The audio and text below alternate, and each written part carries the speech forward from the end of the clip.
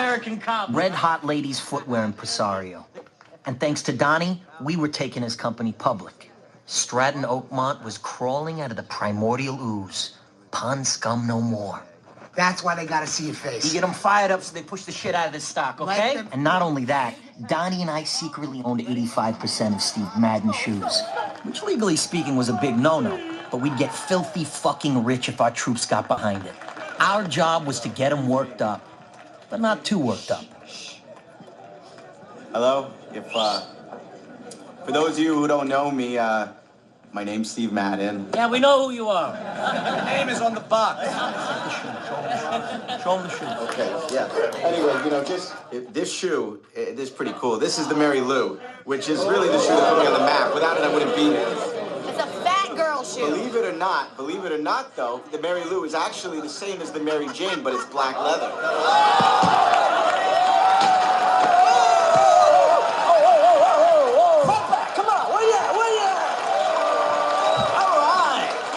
Give it up for Steve Madden and his awesome Mary Lou. Hold that up, hold that up, hold that up proud. Give him a round of applause. You guys got that out of your systems, huh? You having a good afternoon or what? I want to take a moment to tell you why Steve here is so absolutely off the fucking wall. It's because this man is a creative genius. This ability, this gift that Steve has, it goes beyond just spotting the hottest shoe trends. Steve's power is that he creates trends. You understand? Artists like Steve come along once every decade. I'm talking Giorgio Armani, Gianni Versace, Coco Chanel, Yves Saint Laurent.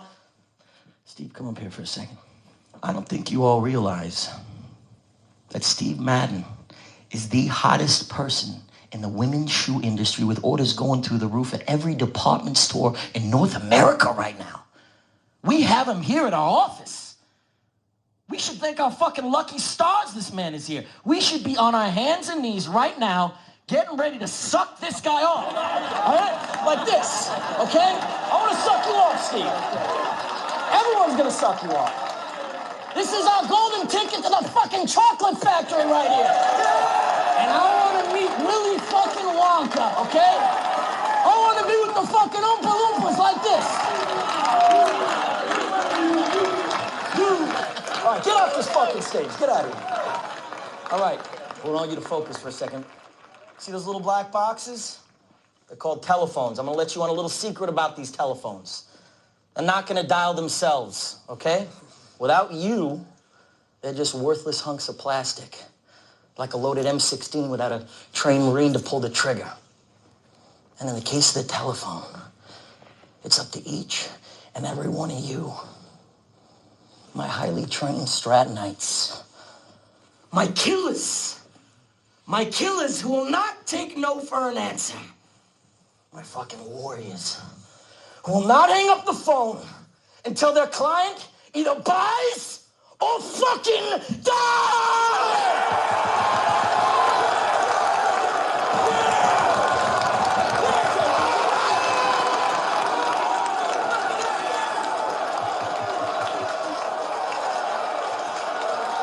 Let me tell you something.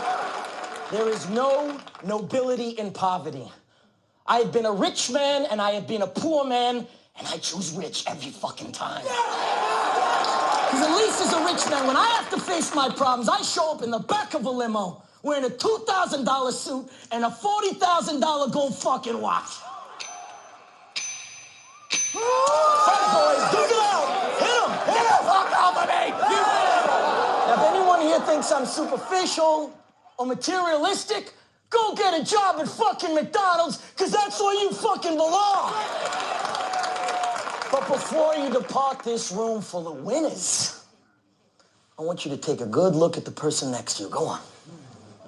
Because sometime in the not-so-distant future, you're going to be pulling up to a red light and you beat up old fucking Pinot, and that person's going to be pulling up right alongside you in their brand new Porsche with their beautiful wife by their side who's got big, voluptuous tits. And who are you going to be sitting next to?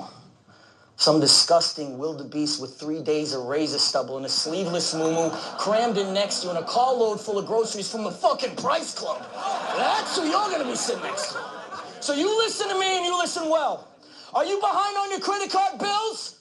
Good. Pick up the phone and start dialing. Is your landlord ready to evict you? Good. Pick up the phone and start dialing. Does your girlfriend think you're a fucking worthless loser? Good. Pick up the phone and start dialing. I want you to deal with your problems by becoming rich.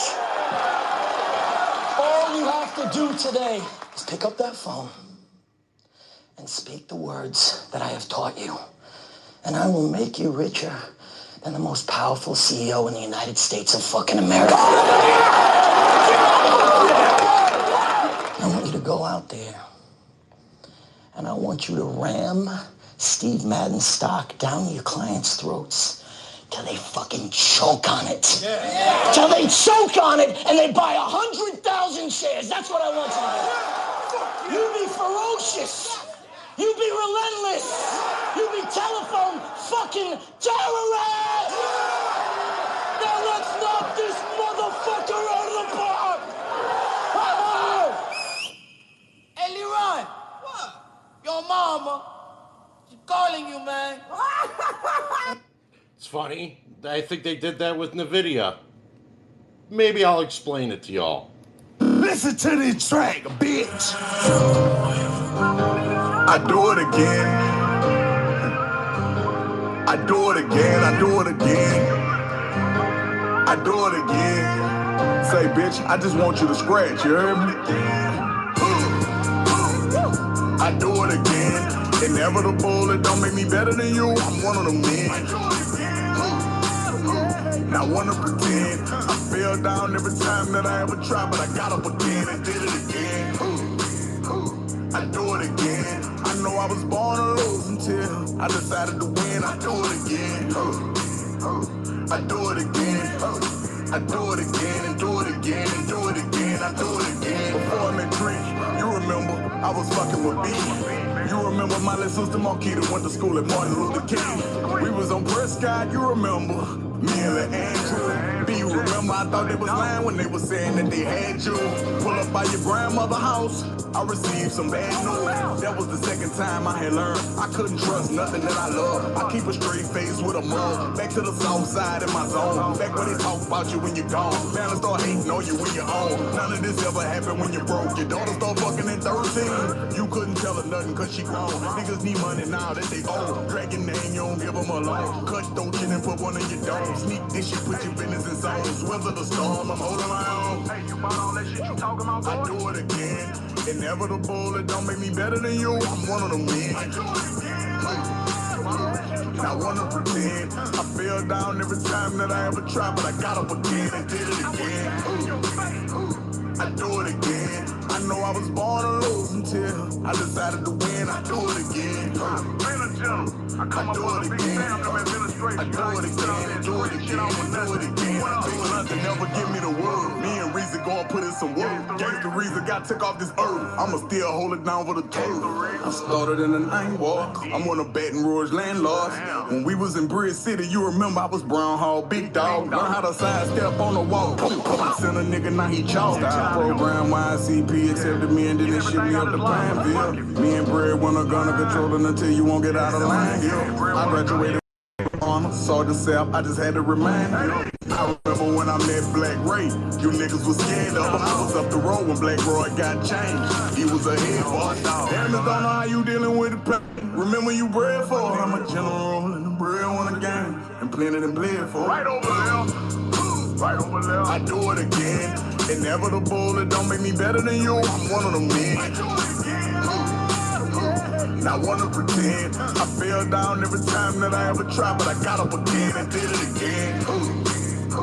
I do it again. I know I was born to lose until I decided to win. I do it again.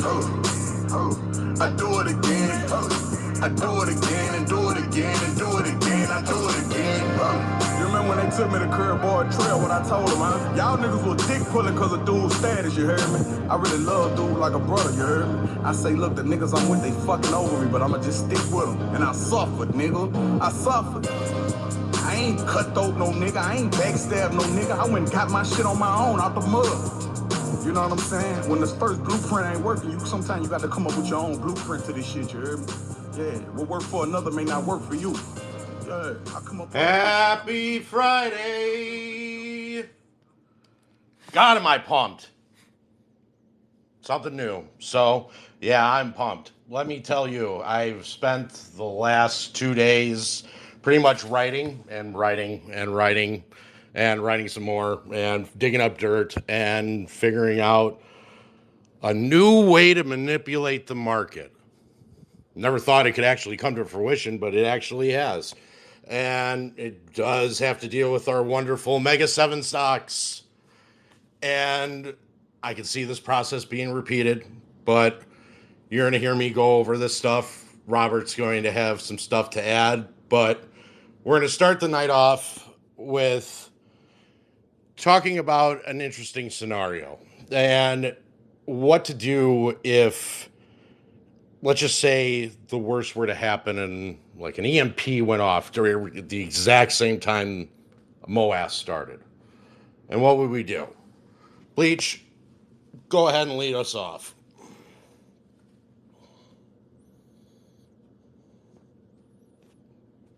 Maybe. Hopefully. Yeah, you're gonna have to keep it going, man. I'm busy right now. Gotcha. Busy. Robert, help me out here. So we discussed earlier, but then this was right before we were getting on and we were kind of prepping for our show. We basically were just hypothetical question was, what were to happen if there was like an EMP that went off, or if, the electricity just happened to stop in all 50 states, right at the time of MOAS. What would you do yourselves? What would you do? How would you figure out where the trades were going to be placed? What is your plan of attack? And some of the things that I personally believe, and this is just because of experience, but one of the things that I know that this is not going to be some 2-3 hour event and then it's done. This is going to take days to unwind. And I mean days. Because you have shorts that are hidden as in the options chain. You have shorts that are hidden in the short interest by itself. Robert, if you can lay out some numbers here on what is actually hidden in that option chain or the short interest, that would be awesome. For AMC or NVDA? For AMC. Yeah, let me pull it up because I want to be precise. So Max, let's see. My bad. You're good. It looks like short interest on AMC is. Where is it? Short interest would be around 10 or 11%, it says here, but I think that's wrong. That's not right. That's not right. So, like, the actual short shares that are hidden in the short interest is in the billions. Yeah. You're looking at like 20 to 30 billion over this period of time. Let's go ahead and just talk about like the option chain in general. I mean, you have married to divorced puts. You have shorts marked as longs marked as shorts. You have so many things that are hidden in commodities, which shouldn't be there in any which way, shape, or form, but they're still hidden in there. Think about this. When you're a kid and your mom tells you, hey, you know what? It's time for you to clean the family room, or you're going to clean up your room. And you're sitting there and you're like, oh, fuck, I don't want to clean. What the hell is this shit? I don't want to do this. I want to play my video game. So you're doing the fast ass clean and you are literally stuffing everything, nook, cranny, throwing it in the corner, in the closet, in your bed, underneath your pillowcase, under the sheets. And then you go to your mom and say, hey, look, it's clean. This is the exact same thing that they did with all the shares of AMC. And I wouldn't be surprised if they did it with every other ticker that's in the meme basket as well. Wouldn't surprise me at all. Robert, were you able to come up with those numbers? Yeah, it's looking like 55%. Yeah. So I know in my heart and from what I've done research-wise, where it comes to like actually adding, subtracting the actual shares purchased to what has been sold per day for a 2.5 year time period. I know from the actual volume, if you were to go ahead and calculate that all out, I guarantee there's more than 1 trillion shares. Wouldn't doubt me in any way, shape, or form. So what does this mean to all you? I keep on saying it, and I'll say it again. You could pick your number. You are in the one rarest of opportunities that you will possibly ever run into when this thing does start to kick off. If that, you can pick your number, because the process that they have to do to basically go ahead and actually clear all this shit up is called wash and rinse. It basically is someone's going to sell. They go ahead and they sell. After they go ahead and sell, oh, are they real? Nope. Delete. And it keeps on going. They have to get to the original shares, no matter how you look at it. They're going to scare tactic you. They are going to fearmonger you. They are going to do everything in their power to get you out as early as they possibly can. I can tell you right now, just as peace of mind, when this thing does start running, and make yourself a number, like a specific number, like let's just say 5 to 10,000.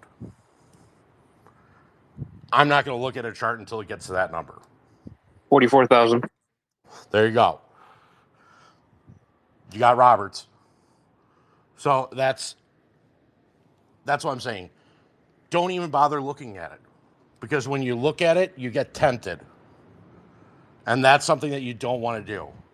Now, the other thing that, let's just say, the worst of the worst happened, an EMP knocked out the power grid for the whole country, which I don't think could ever happen, but let's just say that it does.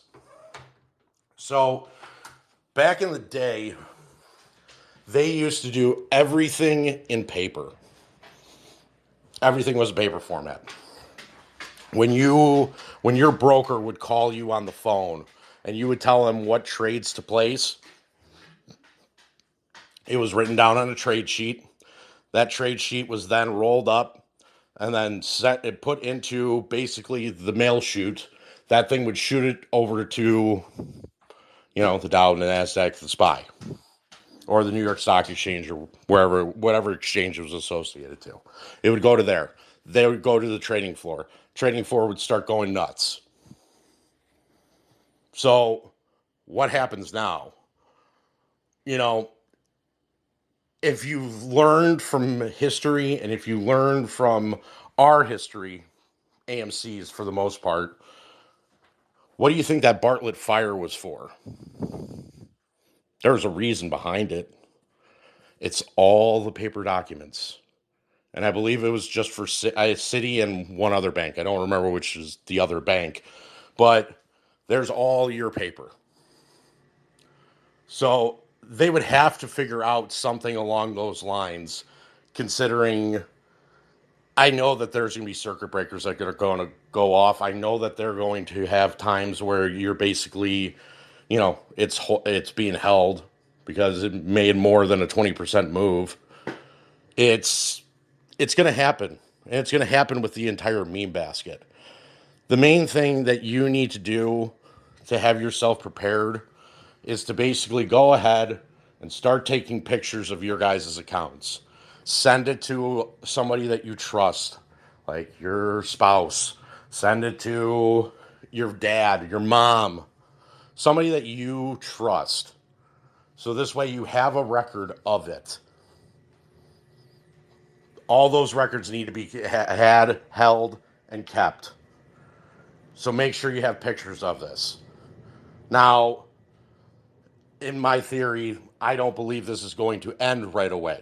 This isn't going to be a couple hour event and it's all said and done. They can't clean all this shit up in a couple of hours. This is going to take days.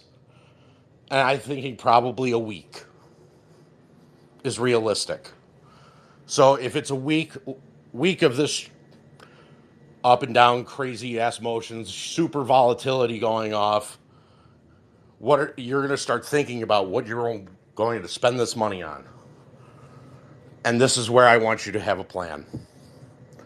Because it's not about Lambos. It's not about Maseratis. It's not about Ferraris. It's not about buying that $40 million property. Those things are all amenities. Listen, you guys have lived through shit. Same here. I've been bellied up. I know all of you have, at one time, have been belly up as well. Think about stuff that's going to actually benefit you to where you can have your generational wealth for your kids and the kids' kids. Don't be stupid like the last huge mega millionaire who goes out and buys two $40 million properties where he's paying property tax bills that are in astronomical amounts per month. That's stupid. That's just reckless. That's why I've clearly said to all of you that 85% of people that win the lottery end up going broke the next year. So, me personally, I'm going to buy gold. I'm going to buy silver. I'm going to go ahead because at this moment in time, you are going to see the most out of control rug pull that you'll ever see. I want you to think about all these. Let's just think about the Mega 7 in its entirety as of right now. You have each one of these stocks that are hitting all new time highs. You have the SPY that's hitting an all new time high. But when this rug gets pulled, and let's say the worst of the worst happens, 90% of the value of these Mega 7s plus the S&P drops. Guess what? That means the S&P from right now is going to be like $552 as of right now from 5,088. That's off of a 90% fall. That means that you're going to get like Apple trading at like 12 to 13 bucks. Crazy. That's nuts. I don't know how they get NVIDIA at $2 trillion as a market cap. That's insane by itself. Oh, you already know, but I will explain all about that. And like I said, it's the new way to manipulate the market. But think about it. Those blue chips that are blue chips, they're blue chips for a reason. They're going to go back up. Get yourself keep that generational wealth churning because you're going to see Apple will go back. Same thing with like Tesla. Same thing with, Microsoft, Google. They'll continue to go back to where they were. It's going to take some time, but it will go back to where it was. But get yourself on that gravy train early, especially when this rug pull happens, and you'll have the opportunity to do this. So, in which case, you do that. I have already told you that I will be more than happy to help you guys with, okay, we need to find you a CPA. We need to find you an attorney, a title company, so that this way you can go ahead and actually set up an escrow account. And then you take a portion of your MOAS winnings and move it from your trading accounts directly into escrow. There's a reason why you're doing this. One of the reasons is because a government cannot touch an escrow account. That is protected by your attorney and by the title company. There's no way for them to come after that amount of money. What this does is that this gives you the ability to buy property basically in the form of cash. You can close on any property that you want within 7 days. So now that you have that, you have your gold, you have your silver, you have some of your investments to keep this turning and keep this generational wealth going. You guys want to start a business? You guys want to go ahead and buy yourself some property. You want to go ahead and make a difference. But write down this plan. Write down what you guys want to do. Write down what you're going to do when it comes to the actual number of when you can start looking at the charts. Don't think about it right off the bat. That is exactly what they're expecting of you. 110%. That is exactly what the trap they want to place. I just want you all to be prepared. I want you guys to understand that when this happens, and if there were some sort of electronic interference, find out if there is a broker near you where you can go to their office, sit down right in front of them, and say, I demand to know what's going on. I need to talk to Jim Bob. I need to talk to Johnny. I need to talk to Craig. You guys are handling my trades. I need to see them. I need to know what's going on. Regardless, there has to be a paper trail. Has to. This isn't trades. If there's always a backup system for regardless to trades. Always is, always will be, and that process will continue on. Robert?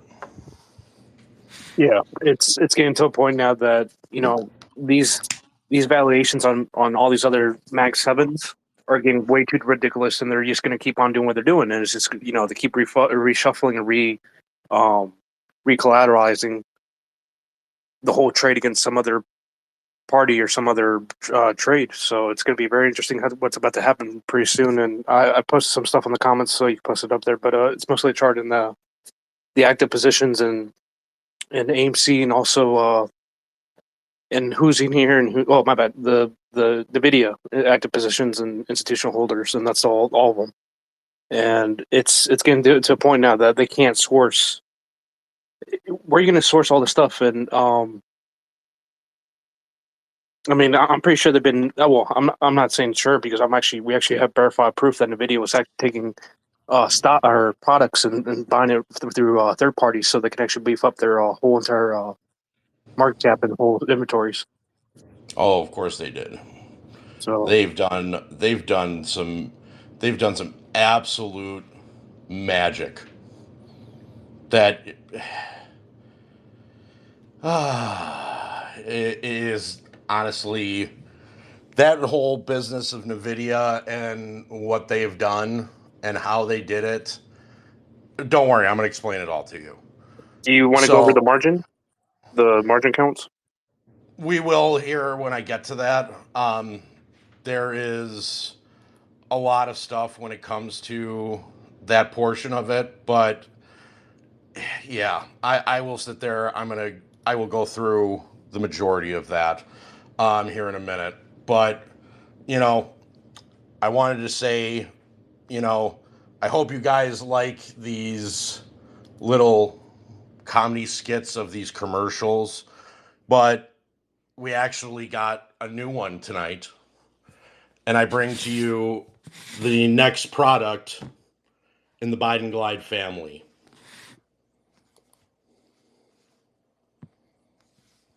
Maybe if I had volume, that would probably be better.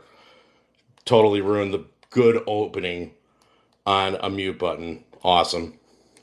Like, oh my God, Security James, thank you for showing my commercial. Well, since it is Friday and tomorrow is Saturday and the day after that is Sunday, I'm here to talk about a new product from the Biden Glide family of products. Like, oh my God. I am Kamala Harris, like the Vice President of America. Like you didn't know that. If you remember, I'm the vice president that said in a public address that it would be a good thing to eliminate half the world's population for my real bosses, the WEF. Oh, shit. I really shouldn't have said that. But because I did say that, maybe I should use this new product from Biden Glide called Pucker Up Buttercup Hemorrhoid Cream.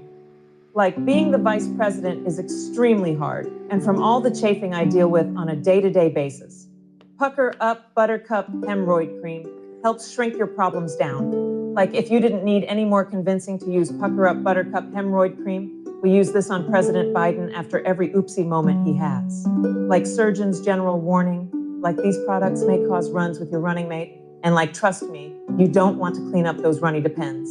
It is like way more fun to change a runny diaper of a 2-year-old. Like it's not so fun changing the diaper of an 81-year-old president. Like, if you call within the next 15 minutes, we will give you an extra bottle of Pucker Up Buttercup Hemorrhoid Cream. And for the first 46 callers, you will receive the special prize of a like autograph book from my real ruler.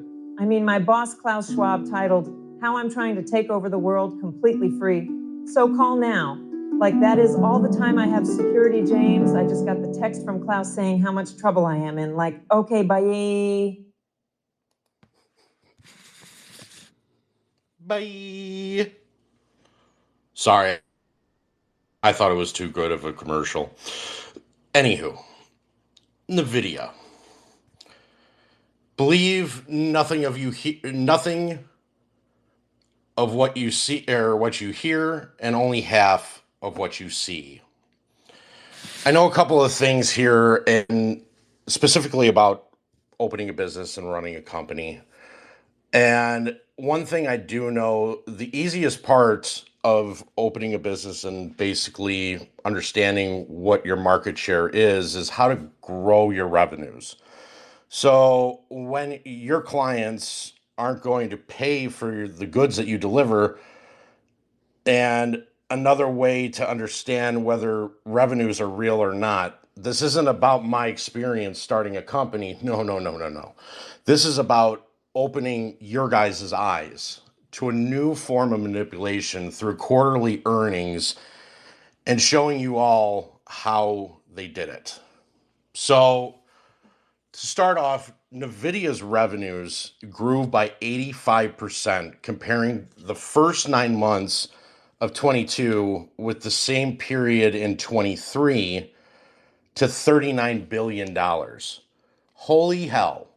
No fucking way, but would have to try and be genuine about NVIDIA. But after reviewing this for work and for you all, I'm now going to be brutally honest. This is sickening. This actually should piss a lot of you off. And honestly, this feels like the last straw, as I'll explain the crime they are committing to stay up top, the 1%. We're going to start off with NVIDIA's sales. And so since the salespeople are doing such a spectacular job, why aren't commissions rising in line with the revenues? Robert, if you could post the balance sheet just so you could see it. But sales and general and administrative costs for NVIDIA only increased by 7% in that same time frame. Well,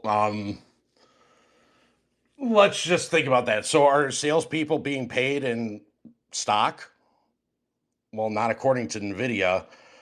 Considering that the stock-based compensation expense related to the sales, general, and administrative increased from $498 million to $633 million in that period, that's only a 27% increase compared to an 85% increase in the sales.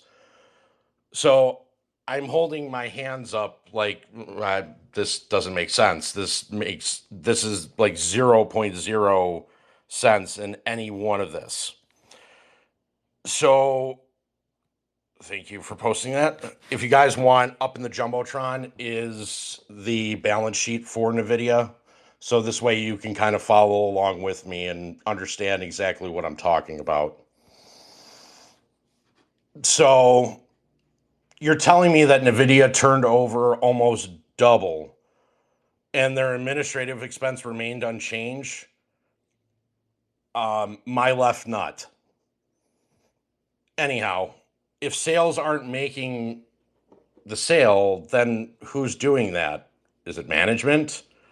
Is it administrative? Is it ownership?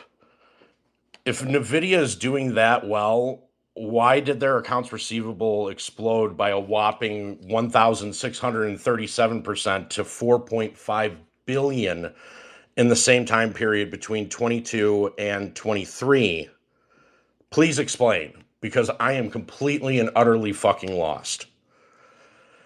Isn't it because you're selling things clients aren't actually paying for?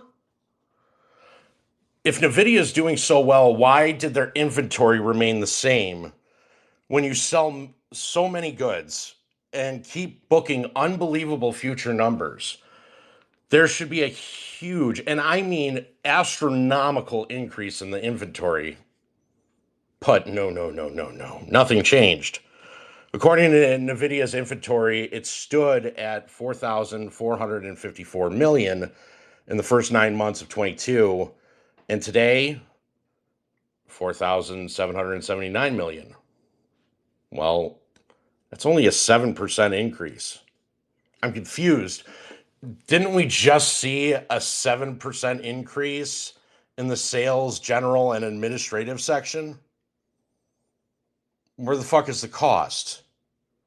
Exactly. So the famous expression is that if it looks like shit, it smells like shit, it's probably shit. This just screams creative writing department. Screams it. And some government intern doing labor number math, but with NVIDIA numbers. So if you really understand what the chip business is and the industry, I'm going to explain it to you, but it's not all of what they seem. It's not like I'm going ahead and selling Robert, I'm selling you 10,000 chips at this price. It doesn't work that way. So companies pay for royalties of these chips.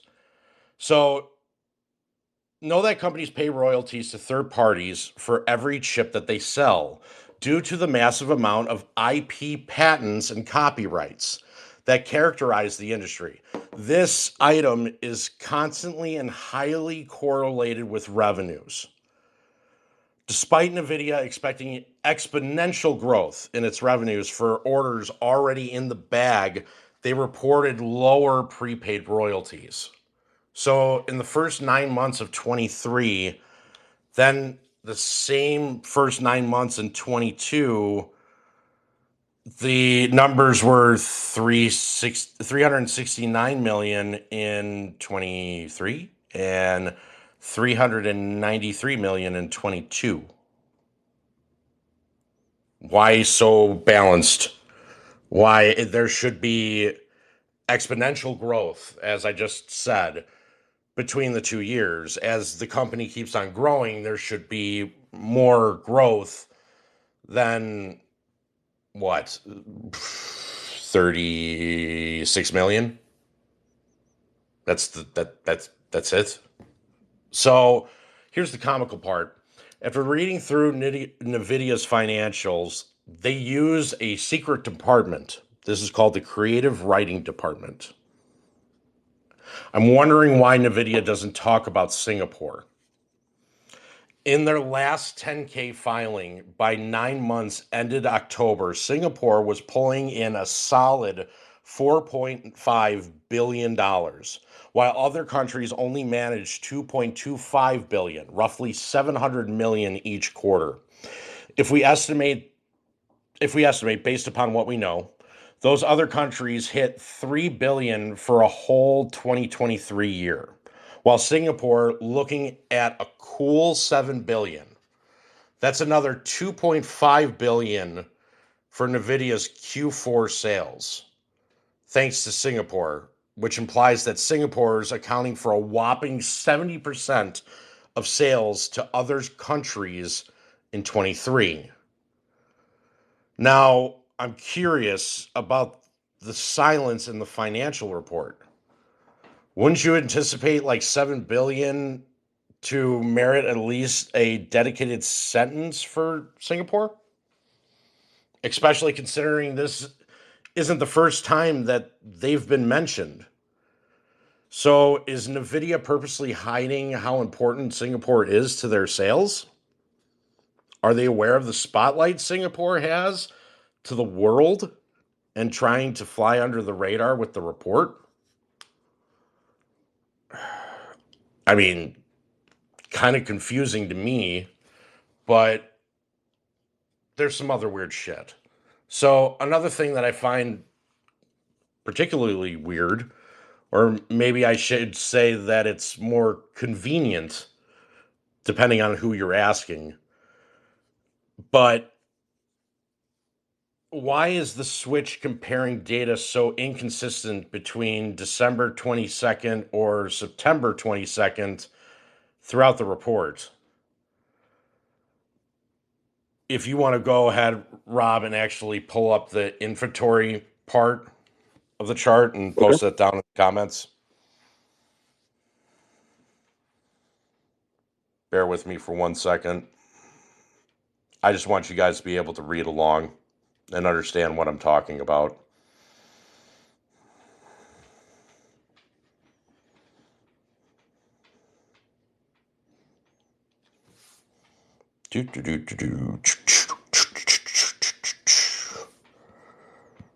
Booyah. You got it in there? Yeah, it's in the comments right now.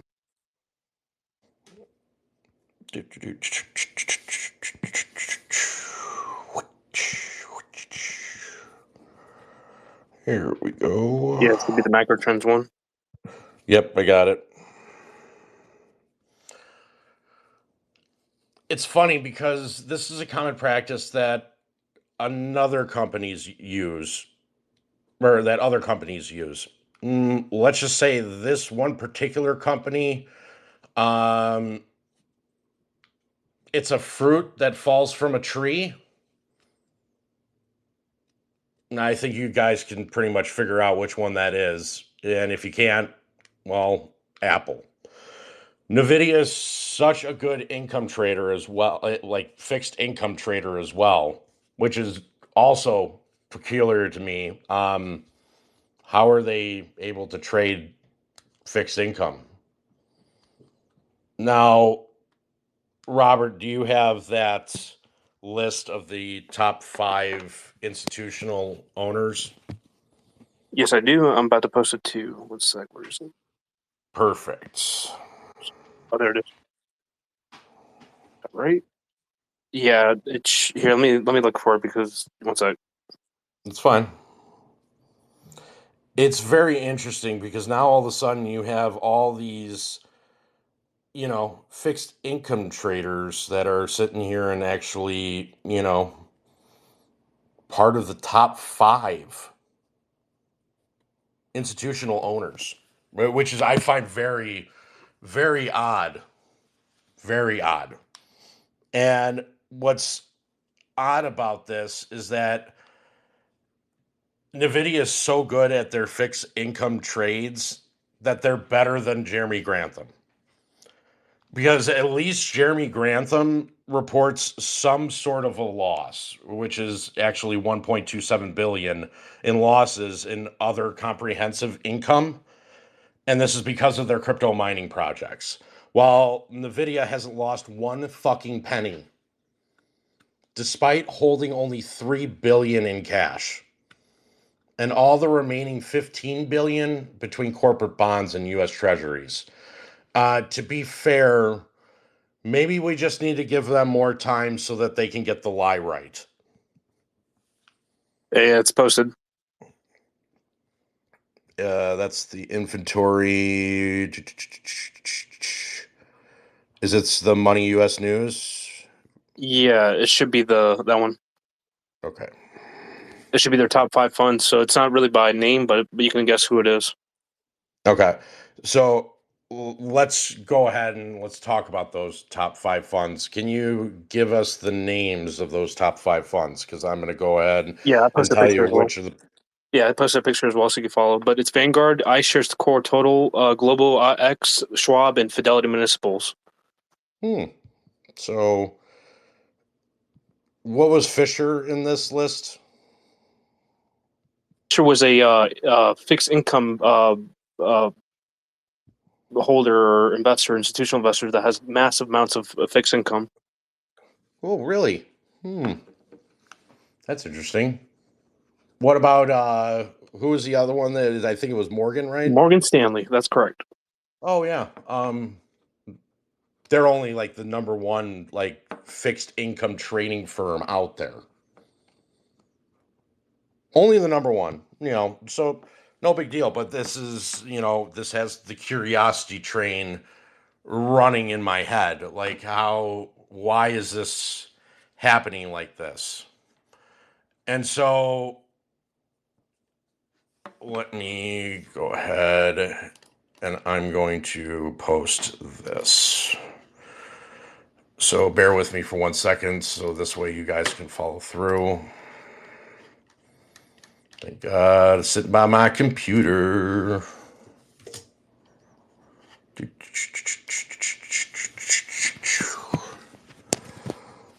But I'll say this.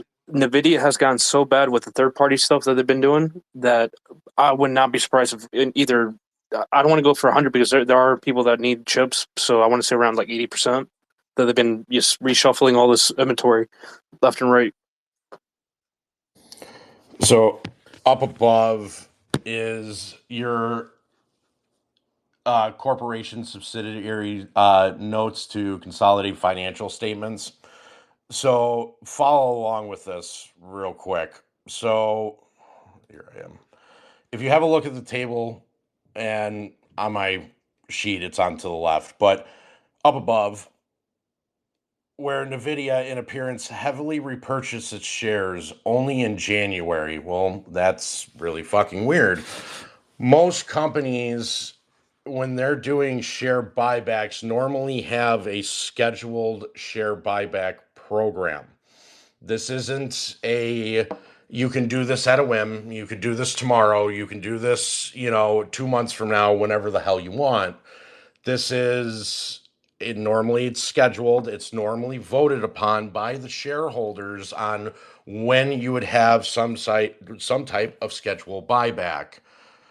So follow me here. So if you do real math, not the labor number math, but real math, comparing Q3 to Q4, NVIDIA declared a repurchase of 5.3 million shares in Q4.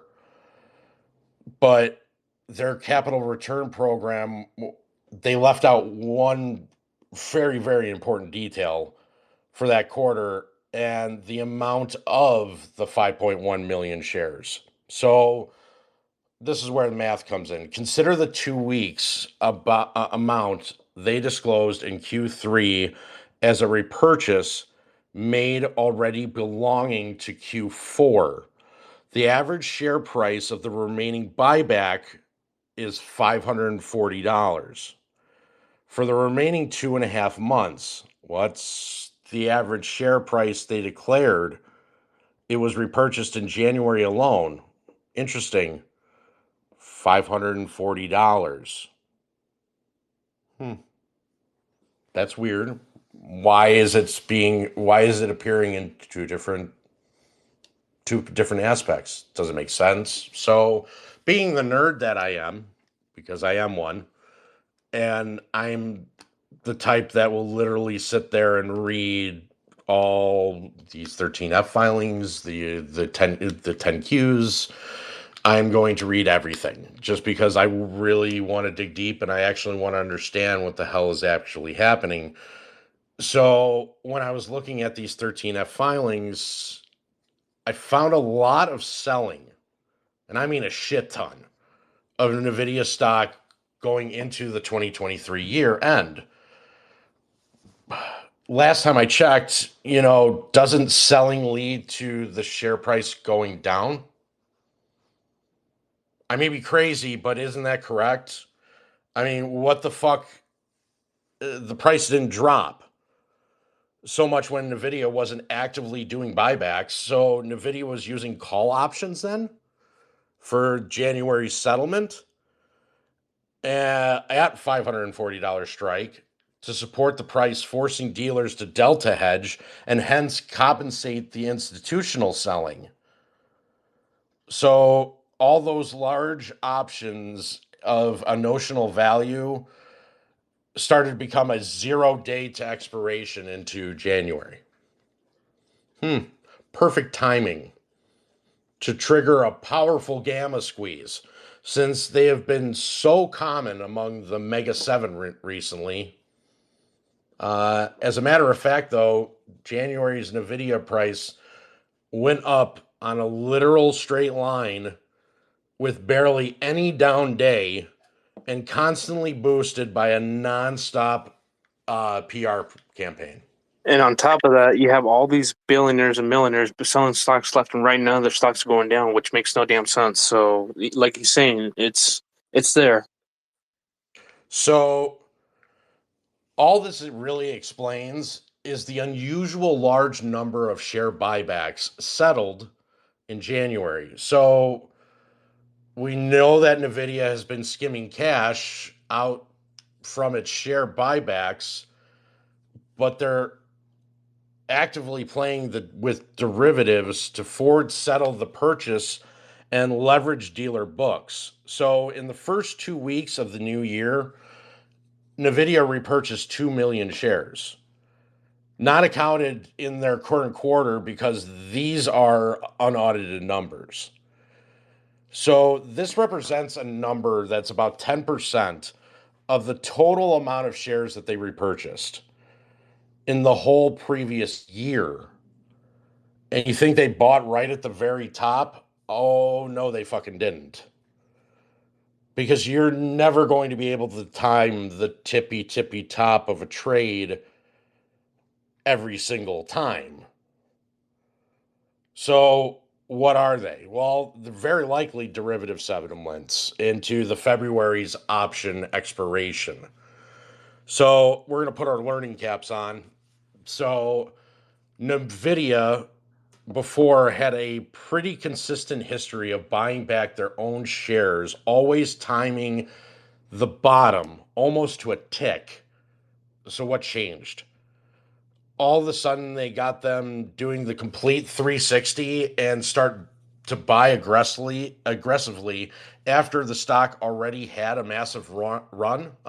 Clearly they either found a creative way or somebody showed them a creative way so that they can constantly do gamma squeezing themselves legally. So, to put this in perspective, when you look at the institutional owners of this, and you look at the institutional owner, I want you guys to actually go and take the time. I want you to look at the institutional ownership of the Mega 7 stocks. So Tesla, NVIDIA, Google, Alphabet, Microsoft, Meta, and Amazon. I want you to look at the Mega 7. I want you to look at the institutional ownerships of the Mega 7. And I guarantee you find the same two that are fixed income traders that are basically skimming off the top to go ahead and push the stock higher and continuously give them gamma squeezes. I guarantee it. So what does this mean to us when it comes to a manipulation tactic? Well, I can guarantee you, as you see each one of these companies turn in their quarterly numbers, what are you going to end up finding out? Well, you're going to end up finding out that they're going to try and do this 7 times. For each one of the Mega 7 stocks, this is what they're going to do for each one of them. They're going to continuously try to go ahead and do this. Why? Well, it's because they're gaining margin. Point blank. This is a way for them to keep their margin intact. So I'm going to bring this back now. So NVIDIA is up 8.56%. This was in after hours after releasing their monster Q4 23 results. Compared to Q3 of 23's report, there isn't much change in all the items that I've already went over up above. But while I was comparing the two, my eyes caught something strange. Before I go forward, in case you don't know, I would like to make this point and make sure everyone here understands that NVIDIA's Q4 is shifted 1 month forward compared to the majority of the listed companies. In easy to understand terms, it runs from the 1st of November till the end of January the next year. So if you take the time to look, in the last report, NVIDIA declared that they repurchased a total of 21 million shares, paying $9.7 billion throughout the latest fiscal year. So what's interesting about this? Well, since companies always report shares bought in the quarter and in the year to date in the intermediate earnings report, NVIDIA doesn't mention it at all. They don't mention how many shares were bought back during the last quarter. Crime alarm. Someone give me here we go.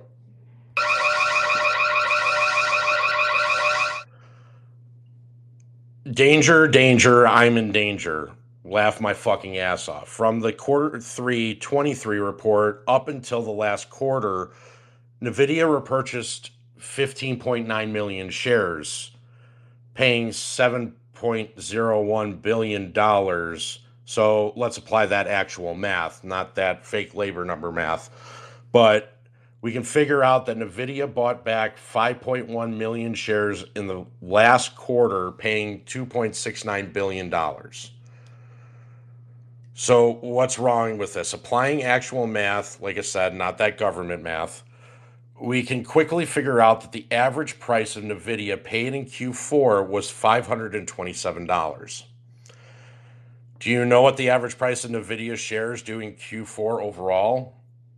The simple average is 492. So we take the average weighted price by the trading volume, which equals 502. In Q3 of 23, NVIDIA didn't mean to provide us with an extra piece of information, but they did. Thank you. So from October 30th of 23 through November 17th of 23, NVIDIA repurchased 0.8 million shares for $366 million. And this is off of Rule 10b-5-1 trading plan. So this means that the first 20% of the quarter, NVIDIA repurchased 20% of their shares. But nothing to see here. Let's just back this up, folks. Some companies that are actually playing by the rules have a very common schedule to run buybacks on a regular set time. So NVIDIA, because they're the darling right now, wouldn't be one of those to bend the rules so much that they might easily breach, SEC insider trading rules, would they? I mean, if they're caught in active manipulating the stock price, because we all know that the SEC could be staring at you committing a crime and you're still waiting for any type of enforcement. They're not going to do dick. Please. So should they continue its share buyback program regularly for the remaining 80%? Especially for this quarter? Or now we're going to exclude 800,000 shares repurchased for $366 million, then NVIDIA would be left with 4.3 million shares to repurchase for $2.324 billion, right? That means an average price for the buyback is $540.47. But what was the average price during this period of time between November 17th and January 29th, 23 and to 24? Well, that's $510.90, the simple average, and for the volume weighted average, it's $513.70. I find that very coincidental. I find that very odd that those would be almost identical. There's no reason for that to happen. And then there's no way that your creative writing department could be that exact when it comes to it. So I'm going to put this all together. So NVIDIA overpaid 6.9% to repurchase its own shares in Q4, equaling to $187 million. If you're looking at the unsettled share repurchases line, what's that amount? The exact fucking same. It's $187 million. So if you're familiar with buybacks, shares repurchased are settled immediately through the custodian. But what about call options? This actually fits in a category that is called unsettled share repurchases. So the real problem here, and what I really... the real problem in all of this, in all actuality, it doesn't stem from NVIDIA. It doesn't stem from the Mega 7. What it really stems from, in all actuality, is the Fed, our Federal Reserve. They can't be cutting rates. I've said this multiple times, and I've told all of you that there's no way they can fucking cut rates. It's absolutely impossible for them to do. And one of the main reasons as to why it's impossible for them to do it is because they keep on touting quantitative easing. We're in this period. It's quantitative easing. It's a mechanism that inflates financial asset value. So we're supposed to see this basically a transfer of wealth. So the effect of it should trickle down into the other categories. So like the middle class and then your poor, basically. But unless you've been living underneath a rock for the last 3 years and don't understand what's going on in an actual real economy, you can see the truth, and the opposite is getting the lie right. So I think we can all agree that hasn't happened. And as I've said so many times, and repeating the same action over and over again, expecting a different outcome, is the definition of insanity.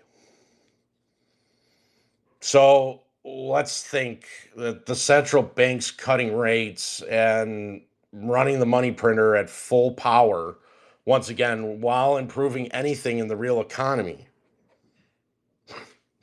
I mean, that ain't fucking happening. What are you talking about? Well, financial assets from stocks, bonds to derivatives are bleeding. I mean, absolutely bleeding.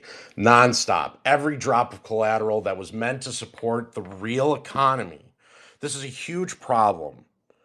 It lies in how our enemy is able to refuel their money pit. So for the people that watch, the boob tube, like your regular media that's owned by our hedge funds and conglomerates, and basically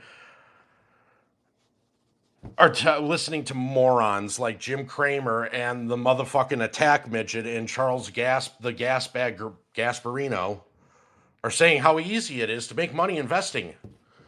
So people who don't care about the markets at all have turned into wild gambling fools. These are to give you an example, these are the degenerates that you guys know that say they're like good at DraftKings or fantasy football and are just throwing away their last paycheck in a game in hopes of winning life-changing jackpot money and getting first place. The odds are 1 in 187,000 people to actually go ahead and get first place in DraftKings on one game. So now it's the same with the markets. Watching new investors throw away their savings into markets without any idea of what the fuck they're doing, just trying to get to the 0 day to expiration mega jackpot. So, how does this stop? Well, it's really hard to fucking stop. I'm not going to lie. It's almost next to impossible. So, this can only stop when actual real value of money is rediscovered. This also comes with interest rates that are going to be fucking absolutely exponentially higher. So people have a proper understanding for their savings and investments in a real economy. Not this matrix that we're currently living in. So without feeling the pressure to gamble them away in stock options to live. I know that some people would argue when there's a buyer, there's got to be a seller on the opposite side. This is fact, but this doesn't stop the bullshit fake wealth from being created and cash from being bled. This person who, Dario, for all you guys that don't know, it gave a perfect example of this. So I'm going to read it to you. I have $10 in stocks of a price at $1 and $10 cash. My friend has $50 in cash. So my net worth is $20 versus $50 of my friend. I sell 4 stocks to my friend for $40.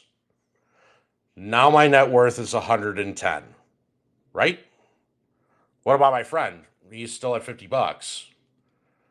My friend sees I increase my wealth by 550% overnight, and I want to buy the stock. So I sell him 1 stock for $50. Because my friend wouldn't sell for such a small gain, now my net worth is $340, $250 in the stock, and $90 in cash. I want to become even richer. So now I go to my first friend and I buy 1 stock back from him for $80.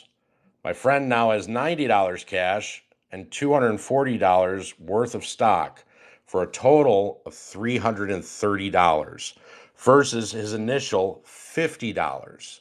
But what about me? Now I have $10 cash left, but 5 stocks worth $400 for a total of $410. When does this cycle stop? Logically, when does it stop? Well, when the cash isn't enough to buy new shares, but what if I can print new money? This is how financial assets are drawing away from the economy, any liquidity that instead is meant to stimulate it. So, after going over all this, I am going to leave you with these 5 questions. And I want you to really think about this because these are kind of going to be the discussion points in all this. I want you all to think about these questions because I know we are going to discuss, but I honestly want to know what you think about all of this. What do you think the chances of NVIDIA is overpaying its stock buybacks so someone else can? This is called a wormhole on their behalf. They use that money to play out of the money call options, and gamma squeeze game continues on NVIDIA stock. When are we going to have regulators that actually do their job? When will our government elected officials actually do what the people have elected them to do? When will the Fed see that by letting this continue, you are not really helping the Friends of the Friends Club? You're actually destroying the economy. And why are the elected officials that we are given to vote for are really just puppets from the very criminals we are fighting every day, hedge fund or bank plants. Thomas Jefferson is probably rolling in his grave, and I truly believe that this finger pointing retail in the chest constantly is and will only lead to something that they never wanted to bring out. To find this answer, just look when America actually became its own country. What were we fighting against then? It's the same shit, but a different toilet.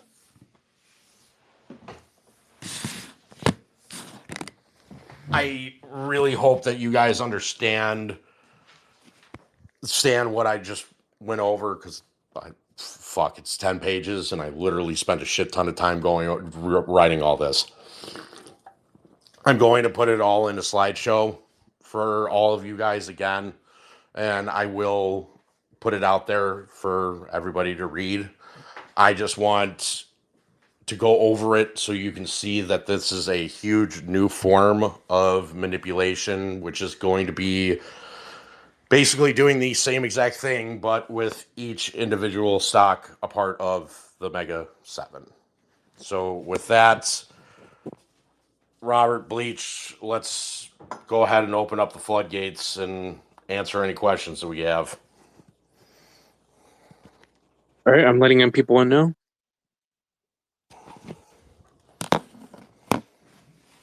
What's up, Buckeye? Hey, thanks for putting on the space about NVIDIA. It's very informative. I caught kind of the tail end, so I missed the front end. But I'm having trouble locating an address for any NVIDIA factories. Do you know of any?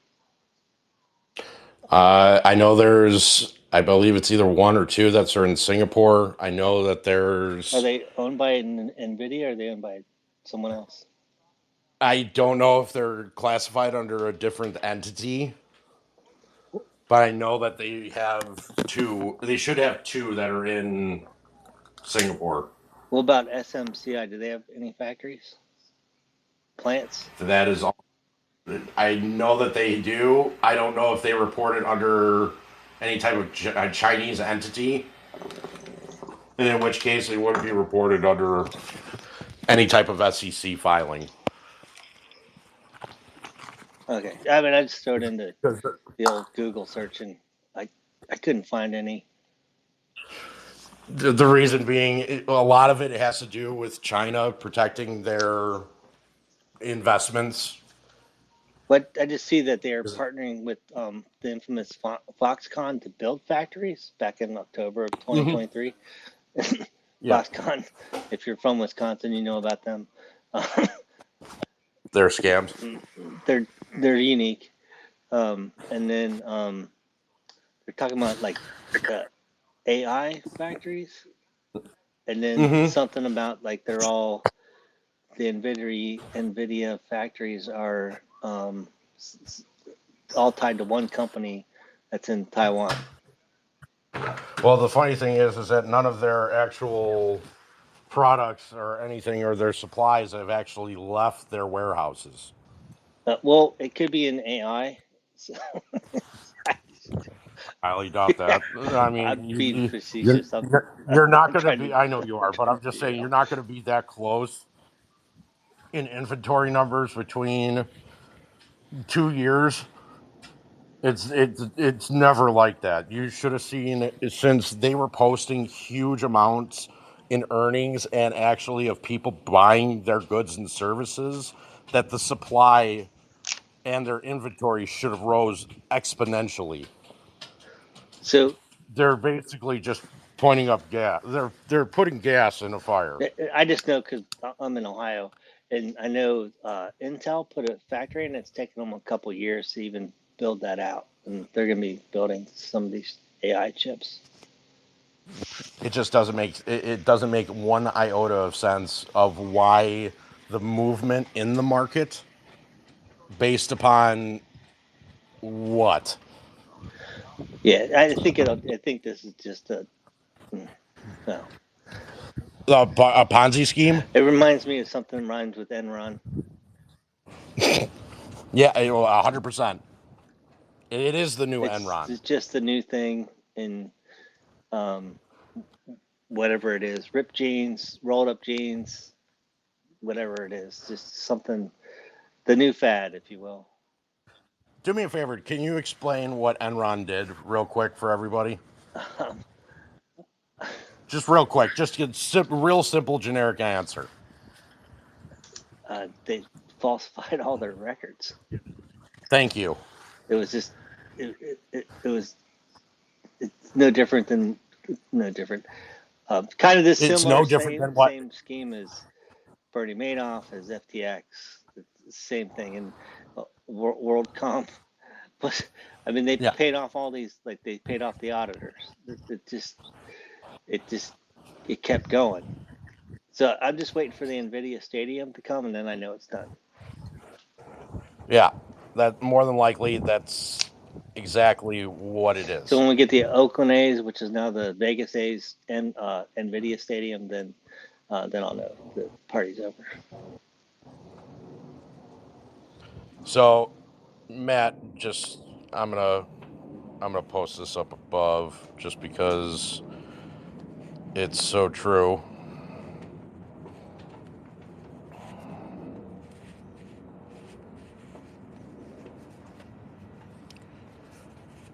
And where did all the players from Enron go?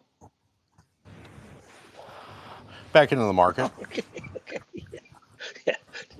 Just one. Did any? It's their safe haven. What are you talking about? Come on. Did any of them go to prison? No. Okay.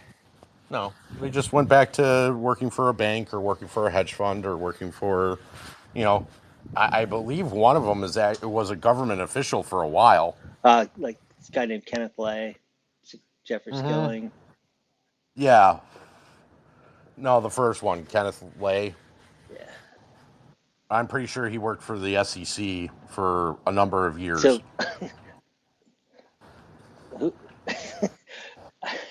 I hate, not hate. So bring it up. So where's Jay Clayton at again? I don't remember off the top of my Simon head, and but Cromwell.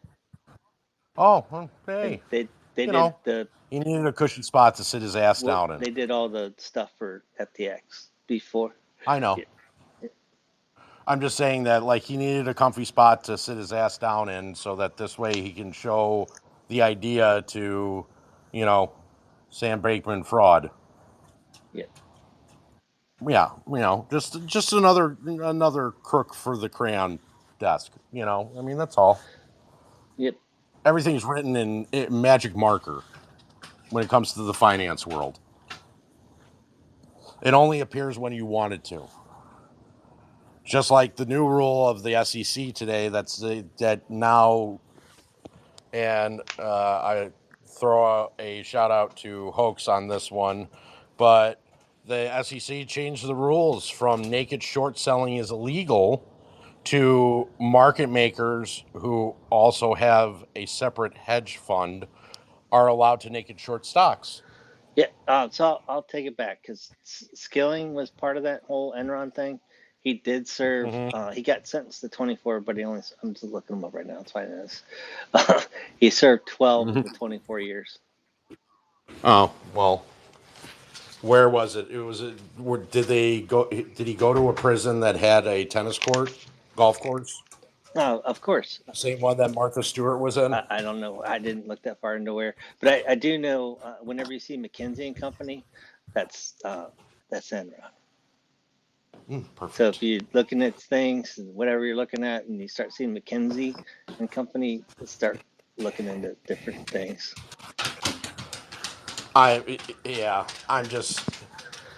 It's disgusting. All this is disgusting. All of it is appalling in every way, shape, and form. But history tends to repeat itself, as I always say. And if you look at this one, get ready for 6 more of them. Yeah. But I mean, it certainly seems like the same thing. It's 100% the same because they have no other way out. But guilty, innocent till proven guilty. Let's see what happens. But Well, Apple's been doing this consistently from in the last 7 years. That's why I said the apple doesn't fall far from the tree as a reference. So, yeah, if you look back at the last 7 years, you'll see examples from Apple that have done the exact same thing. Yeah, very similar. Very similar. What's up, SR? Thanks for letting me up. I believe they called. You are always welcome there, Binford Man Kitchen. Thanks. And I was by no means listening down below under an alternative avatar. I wasn't doing that. Wonderful. Yeah. But I believe you call them club feds. Yes. Is those nice, wonderful hotels that they send these criminals to? But 18, you said that you said your reference to that wrong. You're supposed to say that they were doing an Enron around financial responsibility. That's how you should have thank you said for it. correcting me, my friend. Yes, that's how you poke the jab at it. But am I correct? Perfect. Am I correct in assuming that NVIDIA, their inventory is about the same, even though their sales have like gone through the roof? Exponentially grown? Yes. Yes. Yeah. No, that's how I see it. But they invest their money in all these companies, and then the money that they invest is returned to show growth in sales. Is how this is working in short Yes, term. and they're also using that fixed income trading. So that's why I specifically named or had Robert get me that list of the institutional ownership and who just happened to be the two strongest fixed income traders. Well, Morgan Stanley and Fisker. Yeah, I hate the Or fact. Fisher. I hate the fact that I understand this. Yeah, I know it's sickening, and that's why. But it had to be said. You guys need to understand where they're going to be grabbing their margin from. And this is all a game just to keep their margin. Yeah, but all those people are going to get burned. Oh my God. Anybody that bought into NVIDIA It's right now, that's. But it's not even all those people. It's all the unsuspecting pensions Oh, I know. and all the unsuspecting retirement funds that are being held, in all these hedge funds that they're just going to take that money and they're using it for this, and then they're just going to get wiped out. What do you think that's. How do you think that the transfer of wealth is going to happen between us and the actual market? Those pensions, those IRAs, those, all that are going to be wiped. Yeah, no, it's disgusting, and I hate that I fucking know this. But I mean, literally, it's the market can take care of a certain amount. The bond market can take care of a certain amount. The DTCC can take care of a certain amount. It is the rest of everywhere else that is going to get absolutely murdered and burned. Well, like I've said before, millions of people are going to lose their homes. Millions of people are going to lose their jobs. People are not going to have two pennies to rub together. They're just not. And that's why I'm adamant on trying to make people understand that we, when this transfer of wealth happens, have to be the people that actually fix this. So we can actually have a country where our people can grow, our people can actually live, our kids can go outside and play freely as all of us did. You're not going to see that. That's the problem. And that's a huge fucking problem. Huge. So, and this time period of how long when this when this happens, expect shit for 10 to 12 years. It's going to take a long ass fucking time for everything to recover. When you Yeah, say since 10 to we're 12 years, folks, yeah, good. I was going to say, when you say 10 to 12 years, you're not talking about, we're going to be standing in line for toilet paper and diapers, right? You're not talking about that. No. I'm not talking about us. If you are properly hedged and understand what is going on, you're prepared. But for the unsuspecting people, like SR, you were just talking about, these people that are in pensions and have money market accounts and CDs, Or how that are going to... good. No, go ahead, Robert. Or how comparable we are to 1929 till now. So funny how everything works out. Yep. I'm telling you, this is going to be worse than 1933 times 10 and on fucking crack. Well, then maybe I'm not prepared enough. I mean, I'm prepared for a while, but I'm not prepared for, 5 years of this shit. You're hedged. You're hedged. We becoming the new 1% take over all of this. We don't have to worry. It's the people that haven't hedged. It's the people that keep on saying, oh, I can sell my home in this economy. Or I could go ahead and I can get, on my 2-bedroom, 2-bathroom condo, I can go ahead and get $3,200 for rent. No. Plus letting this migrant problem continue to happen and continue to overtake, our law enforcement. That's for one. I absolutely have seen that. Anybody see that one migrant guy that stole a utility vehicle, like for like the highways, and started driving it through like this whole traffic thing? He ran over like 17 people. Anybody see that? I take that as the quietness as a no. No, I haven't.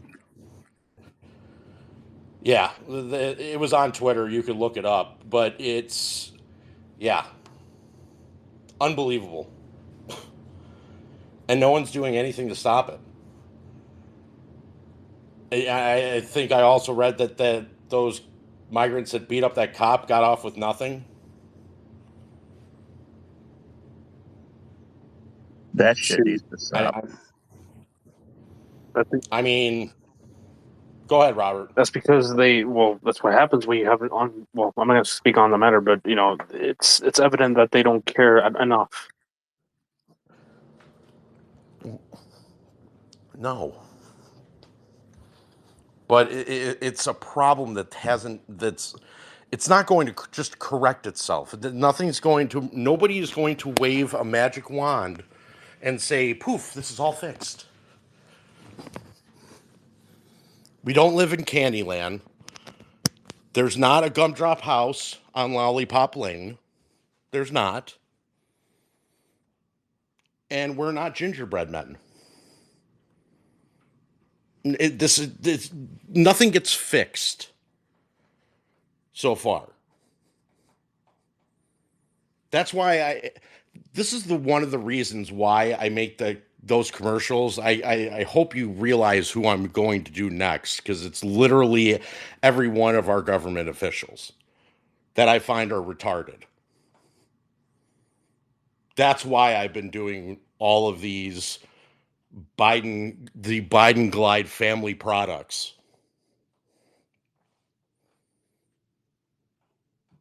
Does anybody want to guess which one I'm going to do next? Throw a stab. The great representative from Kentucky. No. She's not from Kentucky. Oh, okay. I think you all know. I think you kind of guessed, since I said she is not from Kentucky. SR, Buckeye, you want to take a guess? Bleach, you want to take a guess? Trying to remember her name offhand. I'm probably wrong, but I'm trying to remember the presidential candidate girl. Are we talking about Clinton? No. The one that Harris? wants Nikki Haley? The Haley, yeah. No. Haley. No. She's not a part of the Biden family. Oh, the Biden family. That's Biden Glide. That's the product line. There's one more next. Maybe Teasy's got the answer. Come on down, Mr. Teasy.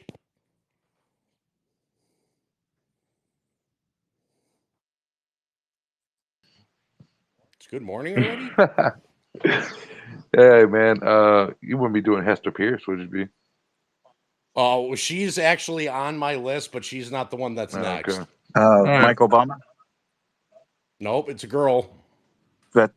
Michelle. It's got to be AOC. Who's AOC? Alexandra. What was it? Cortez. Yeah. No. Oh, I give up. I give up. You give up? Come on. It's a she. Who else has been completely involved in this scam for Nancy? At least 2 years. At least 2 years. Pelosi? There, thank you. Oh man. Man, she's better than the top 10% traders out there anyways. Correct. Time to go after somebody, and she's my next target. I'd definitely buy Nancy products. Oh, you should. You make sure you get her 10-step way to being a perfect trader. What's up, 100?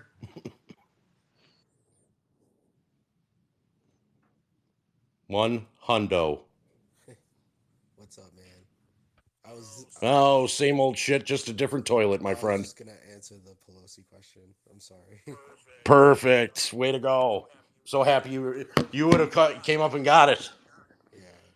But you sound really far away from your mic, my friend. Much better. That was much better a minute ago. Much better a minute ago. Not anymore. Okay. Now it's good.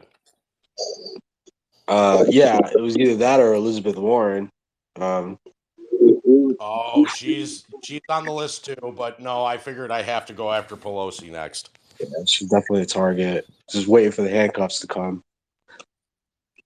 Oh, I'm waiting for the handcuffs. I'm waiting for something to happen, but I would really hope, if anything, that one, it would be, honestly, every single regulator that we have in our financial markets. The SEC, along with, honestly, FINRA, the OCC, the DTC.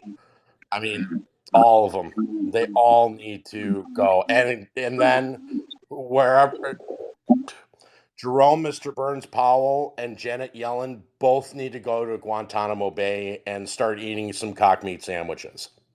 I guess the impeachment's first step, second step, arrest, and then third step, market turmoil. Oh, need to go to Guantanamo Bay.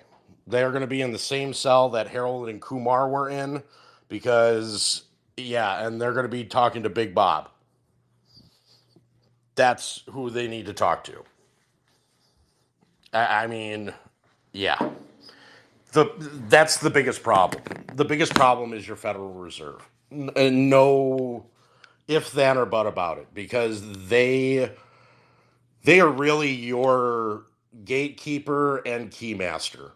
Right, I was talking to a reporter today about this, and they didn't get it. And I tried to, explain the CNS system, stock borrowing, counter brokers, X clearing, stock certificates, the whole nine. And, They're like, I don't understand. What does that have to do with the FINRA U3 halt? I'm like, you don't see that as interference in stock settlement. You don't see how the brokers and the board of FINRA are the same members of the DTC, who's the biggest fucking clearing and settlement banking institution on the face of this planet. You don't see how that's a fucking conflict of interest? Wake the fuck up. I'd be if you need me to talk to them, I'd be more than happy to. I can explain it in dumb. I don't know. I'm just whatever. You know, I did want to ask you a question. At the beginning of the call, you started talking about escrow. In what context is escrow appropriate when you are protecting your funds? When you So when it comes to purchasing a house, you can go ahead and with a title company and an attorney set up an escrow no, account. I'm at the By stock. setting up an I'm at the stock escrow, market. Like I thought you meant in terms of the stock market. no, I was talking about in terms of like you guys transferring money to be able to buy a home, so this way you don't have to worry about any like CBDC control Gotcha. or any type of limit on when you can actually and how much you could purchase a Okay. house All right. for. Yeah. All right. I'm on the same page. I understand. Thank you. Yeah, this way you don't have to worry about it because the government can't touch an escrow like that.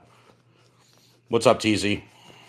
No, I was gonna just add to that. I'm interested too. You know what I mean? I was thinking, whenever you get some free time, you can maybe just write up a couple, like a quick step to the financials right there, like how you said it earlier, just so I can Yeah, dig a little deeper in it because we're all gonna be doing some new shit here, man. So yeah. definitely I, I knowing the I'll financials super important. I'm not going to like technically write that out for and post it, but I will. If you ask, I will DM it to Yeah, you. yeah, yeah. Well, just put me on the list. I'll talk. That's I'll talk fine. to you about.